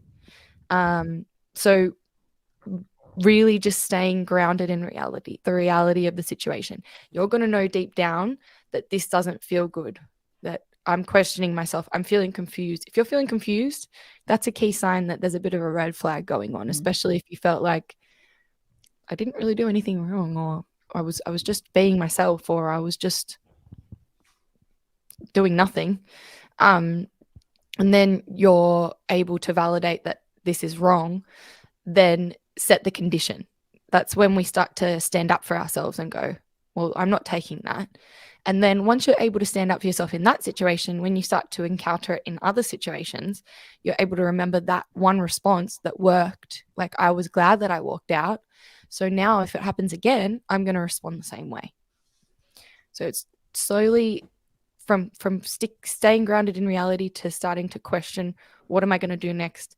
To then responding in the way that you want to respond, and then acting in accordance with that as you go forward. It does take practice. Mhm. It's not easy at first. You'll start to feel like the first time I spoke to my boss and said he was swearing at me and yelling at me and telling me I was wrong, I said, please don't speak to me like that. I was like Mhm. this. Like I was like, I Wow. can't believe I spoke up to the boss like that. And I Wow. was saying it over and over again, like, please don't speak to me like that. Yeah. And I said, if you keep speaking to me like that, I'm going to have to walk out. And then he started projecting back onto me and I was like, okay, I'm leaving. Mm. And I left. And then what I got was a text message saying, can you just let it go? Oh, wow. Yeah. So Wow. can we just let it go and pretend like it didn't Yeah. happen? And I said, no, unfortunately, I'm not taking that behavior anymore. I've asked you many, many times over not to speak to me like that, and I'm not going to come back. So once you've done something like that, your confidence builds immensely. And you go, I'm not taking that. Wow, I feel really confident now. And if you get into another situation like that, you're like, okay, I remember what I did last time. Yeah. I can do that again. But yeah, remember that it's going to take a bit of practice. Yeah.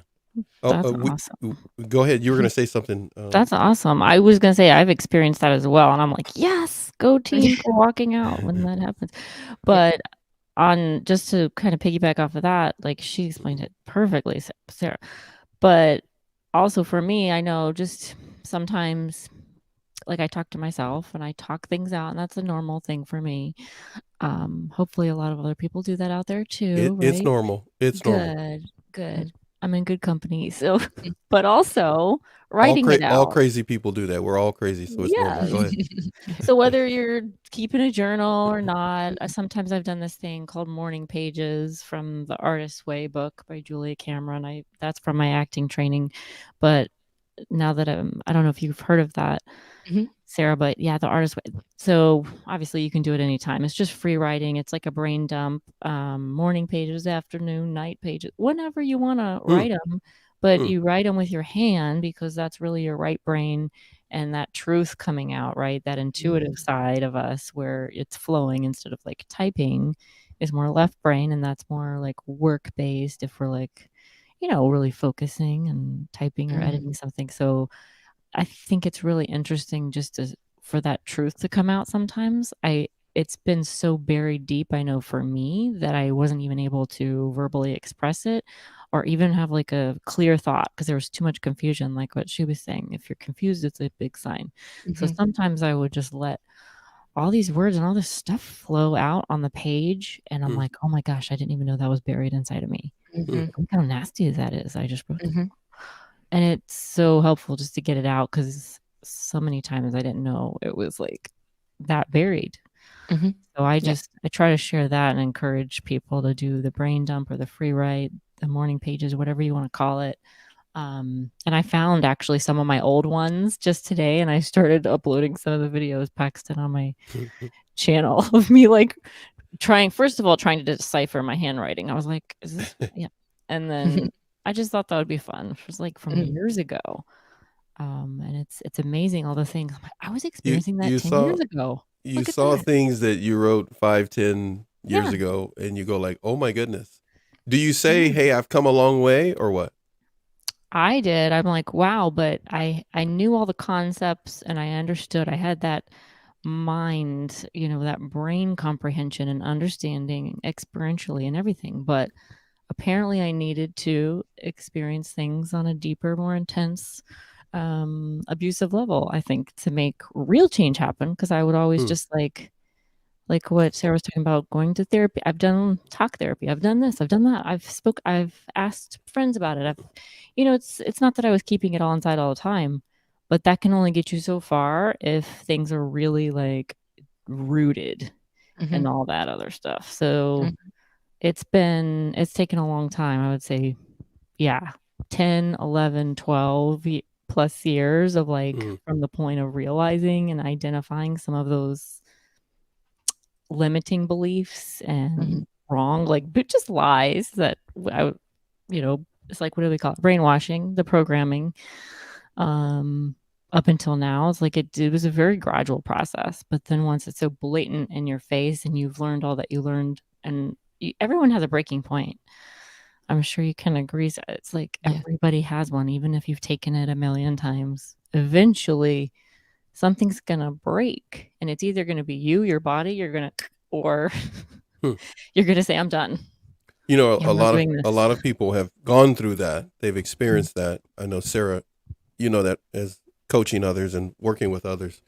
A lot of people have done that. They've hit that wall. Would you say, Crystal, that I'm done, or whatever the case may be, because they can't take it anymore, and they haven't started to? Would you? Things can be rooted, as it were, It's painful. and unless somebody digs deep enough and does some emotional excavating, it's going to be kind of hard to do anything. Okay, so gaslighting. When it comes to gaslighting, thank you both very much for sharing what you've done so far. I'm always intrigued to listen. I like listening and learning so much about people. Thank you both for sharing. Gaslighting, people research it. Red flags, we talked about relationships. You actually touched on number 3, Sarah, because the next one was gaslighting responses. You shared your personal story of how you responded. Not everyone is going to be in a position where they feel like, you know what, I'm going to go toe to toe with my boss, my husband, my wife, my big brother or my big sister or whatever they may be, you know, my older brother or sister, whatever, or whoever it may be. But the fourth one is gaslighting recovery. It's the thing that's on the screen right now. Gaslighting recovery. That's something that is possible. I mean, you talk about gaslighting all the time. You talked about your life. Eve did the same. Crystal's doing it. How can a person recover, or is that even such a thing? Or is that just another marketing term that people in the mental health field come up with to sell a book? Gaslighting recovery, is it possible? I believe that it is possible, as long as like I said before, we're staying grounded in our reality and being true to ourselves about what is happening. So we can't recover from something if we're not shining a light on it. We can't stay in the environment that was hurting us and recover from it if we're continuously staying in it. Like, we can try the responses. We can try becoming stronger and responding in the correct way that's going to counteract whatever gaslighting we're experiencing. But we cannot recover in the same environment that the gaslighting is happening. So removing ourselves from that environment is probably the most effective way to recover from it. And then reinforcing ourselves that we can recover, that there are ways to become stronger, that there are ways to stand up for ourselves if we encounter this again, that there are ways to be supported, that there is a possibility to see through it before it even happens, the more and more work we do on ourselves. So, for example, when I was first starting my page, I was still dealing with a lot of the emotions, and I was still experiencing, like, for example, in that job where I was experiencing this, thought I had already, done a lot of the healing, and I knew a lot, like what Crystal said, like, for 12 years, you're like, I know what I'm doing and I know how this works, but then you're still experiencing it. And you're like, okay, the challenge is to actually deal with it now. That challenge is actually to like do something, to put the work in and actually like take action on it. And the practice is what's hard. So removing yourself from the environment, calling them out on the abuse, then in using the specific responses, like I'm aware that this is gaslighting, and you can't deny my reality because I know what I remember. For example, that's not always going to work. They're going to still try and find another way to manipulate around that. So shifting the environment is what's going to truly help you to recover from gaslighting. And the more you work on yourself and build up that sense of self-esteem and practice, like, for example, myself, where you're going into these situations where you're quite nervous and you're like, how am I going to deal with this? You do that, you build the confidence. The confidence comes with taking action. And then you're going to find yourself in other situations where people try to gaslight you. And you're going to be like, hang on, I just automatically either stepped away or responded in a way that like took away their power straight away. So it's like, it doesn't happen overnight, but with practice and removing yourself. The most important thing is removing yourself from the environment which was perpetuating that feeling. Like, for example, my breakdown was when I was in the middle of chemo and my mum was saying, you need to come to me. You need to come with me to my doctor's appointment. And I said to her, I cannot do that because I'm too sick. My doctor said I cannot be getting on a train right now because of the germs and everything. And she said, well, you need to go tell your doctor to skip chemo this week so you can come with me. And I was questioning, okay, am I in the wrong here? Like, am I bad for saying no? You're the cognitive dissonance thing is happening where you're like, I'm feeling one thing, but I'm acting another way. Acting in alignment with how you feel, even though you feel confused, and then going and looking at how this is affecting you physically and emotionally and mentally, and going, is this worth what it's doing to me? Because I'm feeling unbelievably sick, and going, enough is enough, and going, okay. And that's when I said, I'm cutting myself off from you now. And I said that to her directly. I said, oh, maybe I'll talk to you when I finished my chemo. But I ended up not doing that. And I continued it because I realized how peaceful my life was outside of that. So testing, how does it feel when you leave this dynamic? Does it feel good? Because that's probably a key sign that it's not helping you or healing you, or it's probably harming you. So number one, remove yourself from the environment. Number two, practicing the responses. Number three, actually taking action on the things that you really wish you would do. And number four, paying attention to how you respond when it happens once you've started doing some healing and some progress. And then doing that self-talk and going, see, I can do it. See, I was able to handle that situation even though I felt afraid. See, I was able to talk back even though I thought that was going to be wrong, and then reinforcing that this is the right thing. This is what's helping me. Look at how my life feels now. I feel happy. I feel peaceful.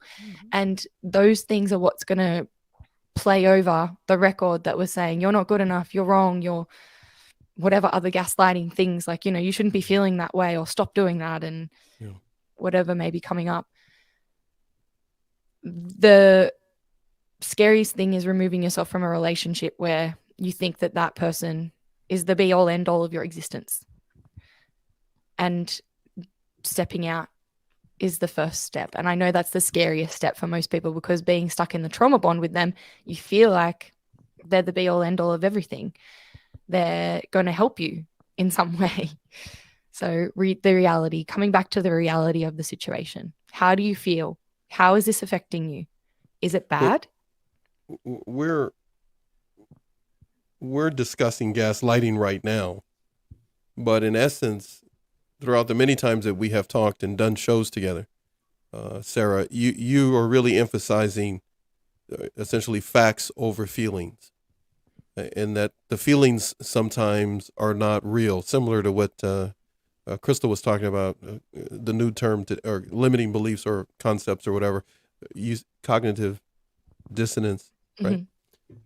So a lot of these terms for our viewers and some subscribers, these are new things that they're learning, even though we talk about them maybe often and have done a number of shows. For us, over 500 shows in 2 years. So we've done a lot of shows and a lot of discussions. But when I hear you discussing this now and you bring your life into it, Crystal talks a little bit about her life. Eve did the same. There is possibility that a person can recover from gaslighting because they do, like you did with your boss, that it took a while maybe even for you to do. You did it with your boss, I would assume, before you ever did it with your mom. You stood up for yourself. Or was it the other way around? First. Yeah, I did it with my mom. Okay, so you did it with your mom first. That had to be really scary. It was very scary, yeah. Yeah, and I know other stories of that has happened, some even close to home, but where a young person had to stand up to their parent that was literally trying to take over their life and suck them dry of any ambition and anything else so that they would never fly the coop or move on. Would you say your independence started to show when you were young? And so Yeah. when it comes to recovery, it is our main theme for our mental health channel, NATV network. And of course, we always want to encourage you, as Crystal and I did, please hug the subscribe button for us. Do the same for Eve Bradley and her YouTube channel, and Sarah De Silva's channel, and Crystal Black, her pure podcasting channel. Hug the subscribe button. Stop hitting on that poor thing, and hug the subscribe button and let YouTube know that you enjoy having us around. But what is life like in one sentence before we go,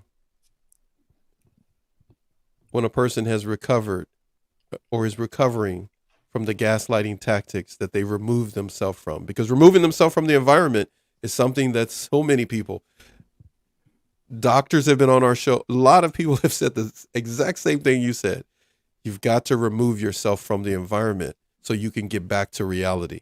Is your son there? Is that what you were? I'm like, there he is. I was going like, there he is. Beautiful. Just wave. Hey, wave. Hey, up here. Hey, look at the camera, man. Don't wave at Here. I don't have to work with him on his camera. You know, well, I'll work. I'll have to practice. You're an actress. You should be able to do that. I know. Yeah. All right. So recovery, it starts to kick in.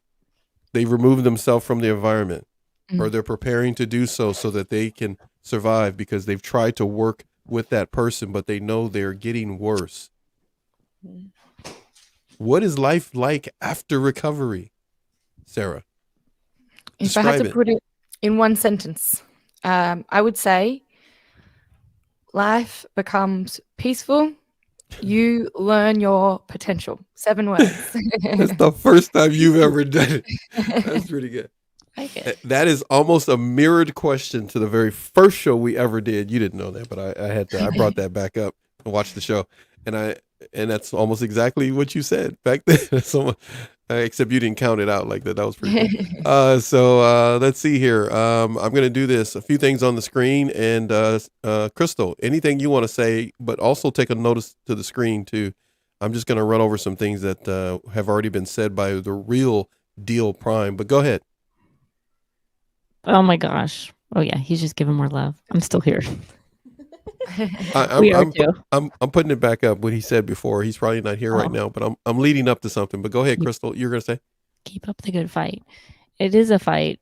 I was gonna say, for me, it has felt like fighting with myself mostly. Just because you keep going in and you keep going through the steps, like what Sarah's sharing, and I wasn't necessarily using anyone else's steps. I was doing it my way in my own steps and incorporating all the education and really appreciating that was available online during this whole time. But it's like I never wanted to face my family dynamic and all of those truths that were there. It's like, because you want to believe those people love you, and if somebody's treating you like this, then they can't love you. You know, like it's like impossible, right? It's a cognitive it just doesn't match. So I think for me, going through all the steps and just coming out on this side, like feeling more healed, feeling better. And I will say this is totally recent for me. Just me sharing this openly for the first time. I haven't finished facing my family yet and having all that conversation, but I will. But I literally, just so I could focus and be able to do stuff like this and focus with my son and just have a more peaceful life. And just the last couple of weeks, I just blocked like pretty much almost everybody out my phone. Just didn't even, I know, just didn't even tell them, just didn't even, because no wonder I couldn't reach you. But go ahead. Not you. No, I'm just messing with a few people, and you were the few that made the cut. You know how people say that on like, that long audition that I did for making the cut on my Facebook list. I've just put it up. Like, you're a real gem. Like, I don't know. That's funny. That's funny. I don't mean to make fun of them, but people, I've seen that. So it's kind of like that. Like there's like my son, you, and like 2 other people that I was like, I'll leave them unblocked. And I don't have Sarah's number yet, so she's not gonna feel bad. No, I would never do that to Sarah.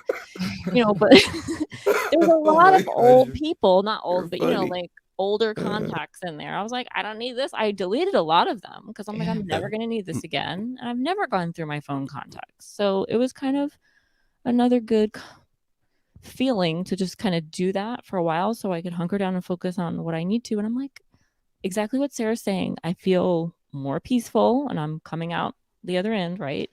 And there's still some things I have to do and I have to face and whatnot. It's like, it's almost holiday time. So I know I'm going to be doing that soon and having those conversations. Like, guess what? I don't want to come over for Thanksgiving again. Like the first time I did that was last year. I don't know how that went the first time for you, Sarah, to make these decisions, the holidays, right? Yeah. Those are always stressful times. And a lot of, if you're dealing with these family dynamics, there's a lot of pressure around the holidays. Am I right? Oh, yeah. So it's the most stressful time of year for me. And actually being no contact has actually created so much peace in my life. I don't have to worry about the guilt that comes with not doing exactly what they want. It's like, why do we get put through that immense guilt and like the guilt tripping that comes with like making everybody happy? But why do we worry so much about upsetting people? It's because we've been taught that if we upset people, that's that's really, really wrong. And so we become these people pleasers who fawn over people and go, well, I'm not going to upset anyone. But then when you come into the healing process, you go, I really don't care about what anyone else thinks anymore. Like, this is my life. Why do I care what you think about my life? Why do I care whether like I'm trying to make you happy because you want to be in my life so you can tell me what to do? Like, why did I allow that? Go ahead. I'm sorry. No, go on. Yeah, it's fine. So true. By the way, many of you who've never watched us before, any of us together, including Eve, all of my guests, but especially these ladies here, these beautiful people here, they know they can always cut me off, and every now and then I actually will have something to say, which will sound like I'm being rude to them, but they know I'm not. But anyhow, can you remember back to the time where it dawned on you that you're living your life being a people pleaser? Me? Yeah, either one of you. Can you think back to when you went like, wait a minute, what am I doing here? Yeah. Don't say yesterday. No. It was when I cut my parent off. Oh, I'm sorry. Hold on one second. I was totally out of place there. We got to give some love to OTR. OTR is here. Eric is here. Hey there. Thank you, Eric, for being here. I mean, I got to get a sound. Hold on one second. He just called you Super Sarah. I don't even know if that's coming out great.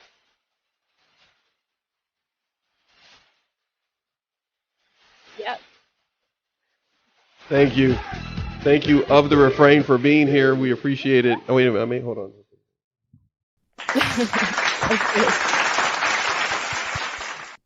All right. I had to do that.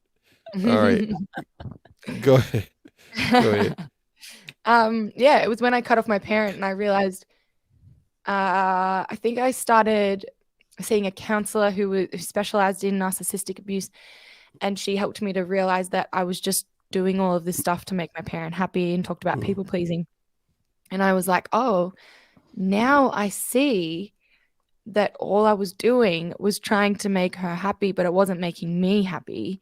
And so then I realized, oh, I actually fawn over a lot of people. Like, I do it all the time. I'll just be like, sorry all the time. Like, and I'll be like, no, you first. Like, no, all the time. So realizing that made me see, oh, I've been doing this because every time I put myself first, I was told it was wrong. Every time I tried to make my own decisions, it was wrong. Or I tried to be independent, it wasn't okay. So then I was like, were you punished? I'm sorry, hold that thought. But were you punished for every time you tried to make a decision on your own? Per se? I was told, yeah. Well, wow. You're rebellious, probably. They probably got you disrespectful and everything. I was told. You're a bad seed. You're the bad seed. Yeah, I was told that. I was told you're a disrespectful child. How dare you? I used to say things like, I'm working 2 jobs, mum. Like, I can't be there for you 24/7. Like, I can't answer the phone every single day and listen to your problems. And she'd be like, well, why not? Like, you're supposed to be there for me. You're an ungrateful child. You don't even care about me. And so I would be like, okay, I'll do better. I'll try. But I was feeling physically exhausted. Like, sometimes I'd be on the phone and I'd be holding it out here. And my partner would kind of go, what are you doing? He'd be like, you watch this. I'd say, watch this. And I would hold the phone out here. They wouldn't notice that I wasn't even there. Like, what's the point of this? And I was doing it to make them happy. So when I realized that I was just literally doing this with everyone in life, like, I was letting everyone step all over me, I went, what would happen if I stopped that? Like, what would happen? I would feel really bad, and I started feeling really bad. I started feeling terrible. Like, did it make you sick? No. Did you feel like sick, bad, like? Yeah, physically? Like anxiety, physically sick, like shaking, physically sick. For example, my boss would ask me to work and I would say, no, I can't today because I've got too much work on, or something like uni work. And then I would sit there going, oh my God, I can't believe I said no. Oh my God, I feel so terrible. And then over time, I started to realize a lot of the time people are not going to get upset by you putting up a boundary. Like, the more and more you practice putting up a boundary, like, some people will be upset about that, but that's not normal to be upset at someone's boundaries. And then when I realized that, I started getting angry. I started going, why were you getting angry? Why were you getting angry, if I may ask? I had allowed my boundaries to be pushed so many times for no reason. And it was times when I could have said no, and that person would have said, that's totally fine. Fine, yeah. But I didn't. And I was angry at myself for allowing myself to do that for so long, which ended up making me sick. So that's when I started to go, I'm going to be a BITCH from now on. And I said that. You started being the person that said, I'm going to hold my ground. Yeah. Okay. And I thought that was being a... Right, of course. Well, and a lot of people are called names just for doing that. I have 2 daughters. They've been through that too. They're like, yeah, but the person that's calling you that, they don't pay your rent. They don't pay your house. So let it go. It's just their opinion. Exactly. And you're like, hang on, this is actually okay to do. Like, I'm actually able to put up my boundaries, and people respect them if they respect me. And if they don't respect my boundaries, then they don't respect me. So I should be respecting myself more. Absolutely. Yeah. Hey, so when you put your foot down, and Crystal, I know you put your foot down before. Right? Either you close doors on people, you block them. But when you put your foot down, dodge, bob and weave. Down. Are you now known as the person who has your foot down or has boundaries? Is it become a common thing that certain people, when they meet you, they can sense that you are a boundary giver? I don't know, actually. Boundary. No. I started a few new jobs, just like, weekend jobs, and I put up some boundaries. That was after I quit with my boss. Yeah. And I thought at first, when I said I can only work this day and this day, and then I was asked to, become the manager, for example, and I was like, I just told you I can only work this day and this day. And then I felt terrible for saying, no, I can't be the manager, or whatever it was. I thought I was being a horrible person, but they would just say, okay. And I wasn't told, you're this or that. People weren't saying you've got good boundaries. It was just, it doesn't need to be said, they just realized that that is it. That's who you are. And it's easier to establish boundaries when you first meet someone than it is to establish boundaries where you've allowed someone to walk all over you constantly, and then you start to put up the boundaries, and they're like, what are you doing? Yeah, what are you doing? This isn't suiting me. Yeah, body snatcher. What's your problem? You let me do this for 20 years. Now you're going to put up a boundary. Exactly. So when you start putting up boundaries, know that your boundaries will not be okay for some people, but that does not reflect who you are. That does not reflect how your boundaries should be standing. That does not reflect whether it's right or wrong. It just reflects what they were getting from you by having a lack of boundaries. They were benefiting in a way from your lack of boundaries.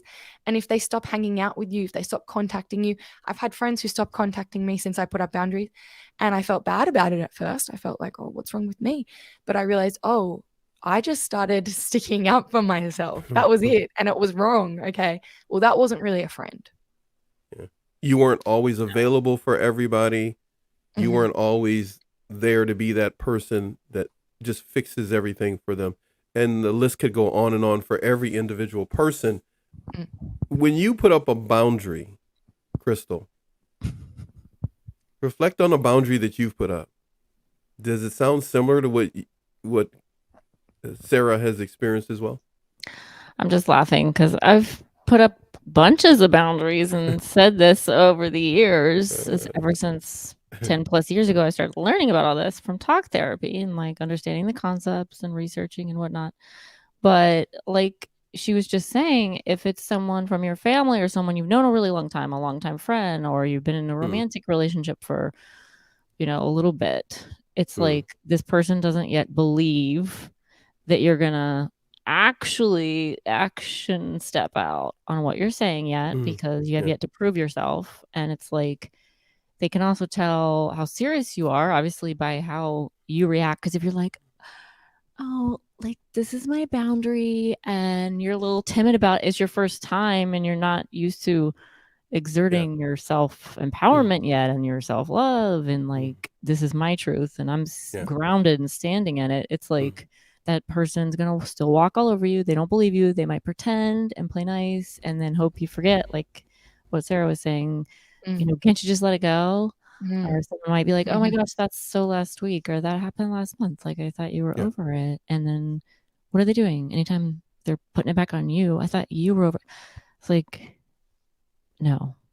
So I think it just hits the breakdown of the breaking point. Once you know in your head all these things and you keep experiencing it, the breaking point is you break off the communication, you break off that relationship from what it was, and then just whatever you need. I think it's a personal journey. It's a personal decision. Like what I'm doing right now is new, just suddenly blocking, like my family and tons of people off of my phone, because I felt like I needed to do that abruptly and suddenly and just shut everybody out. And, I've gotten questioned. I've had people do a drive-by. I didn't know they were coming by.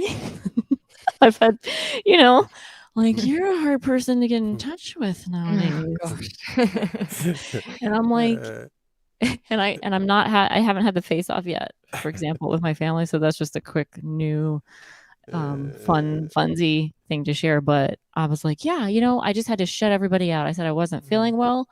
I'll talk about it later. You're right. I am extremely tough to get in touch with, and no one's in touch with me except my son, this person, and that's it. And that's it. So that they don't feel it's not you. It's, it's me. It's my life. So it's me, and this is my choice.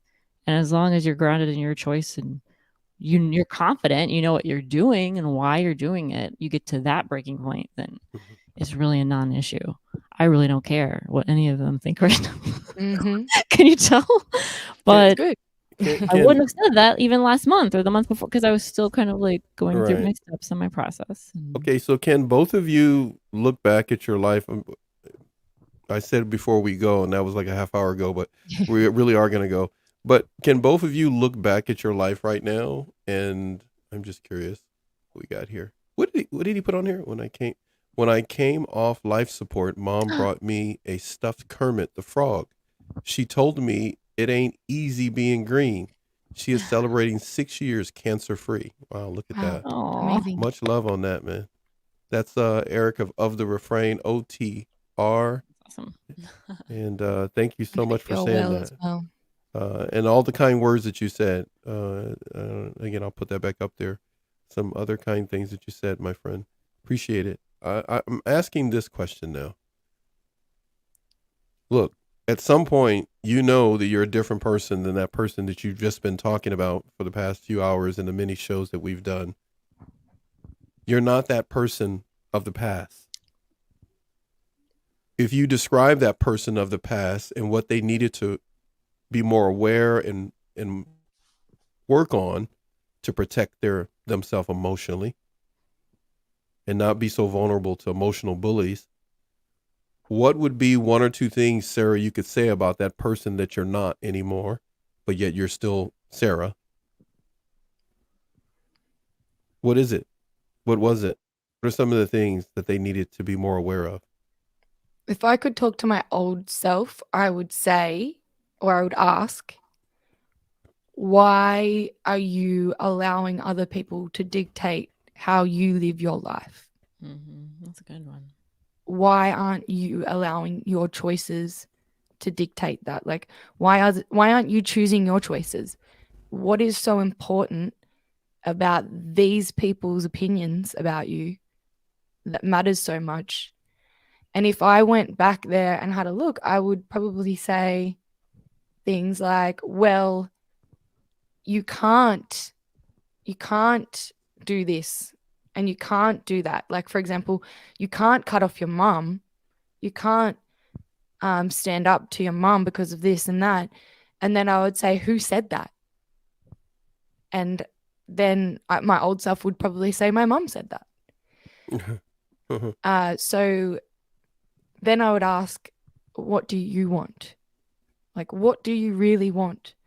And my old self would have said, you know what I want? I just really want to go and live my life and have some space away from her. And that's what I ended up doing. That's seriously the only thing that I wanted. I knew how much it was affecting my life in a bad way, but I thought I was a bad person for wanting that. So just speaking about it and being truthful to yourself, even though you don't like the answer, even though you think it's wrong or whatever it is, why are you feeling that way in the first place? Like, should you be feeling that way in that relationship? Should you feel like you want to get away constantly? Because it's probably not a healthy relationship if that's the case. So let's look at the reality of it and let's say, okay, it doesn't feel good. How bad would it be if you took some space? Wouldn't be that bad.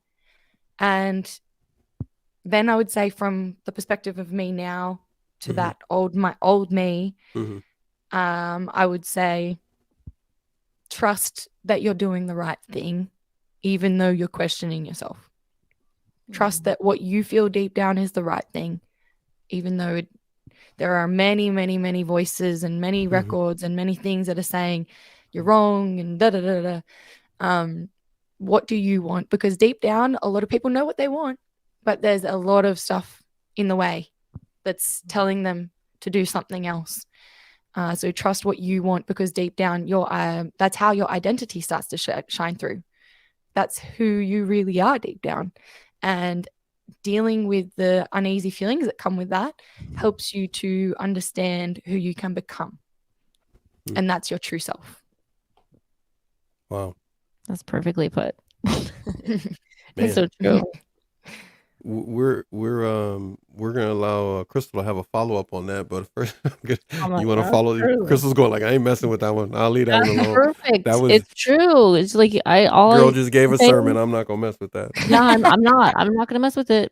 But just to say, it's all about just digging a little bit deeper. Just, it's like you're digging a hole in the garden and you're trying to plant something, and you're like, you know what, this is really nice soil, but you know what, let me dig a little deeper and see if I can get more moist, healthy, organic soil. Let me just go like that. It's like when we're digging into ourselves and into our relationships and our little world, digging. And that's pretty much what I've done, not realizing what I was doing along the way. And now I'm like, I keep calling it reverse engineering. How did I get to this point? Let me backtrack and go one step at a time, to go all the way back and then all the way this way. And you just keep asking yourself all those questions, like she's saying. It's like, well, why do I believe that? Where did that come from? You have to figure out all the limiting beliefs, all the lies, all the twisted truths, whatever you want to call it. It just boils down to like our own beliefs, right? About ourselves, about what we're worth, about what we deserve, our dreams, our actual desires. Like you said, when we dig in, it's different. Once we start healing, it's totally different. Yeah. We're looking at 2 hours and 35 minutes we've been talking. I think it's time to let Sarah actually go have her morning in Australia. It's Wednesday, right? Yeah, Wednesday. Yeah.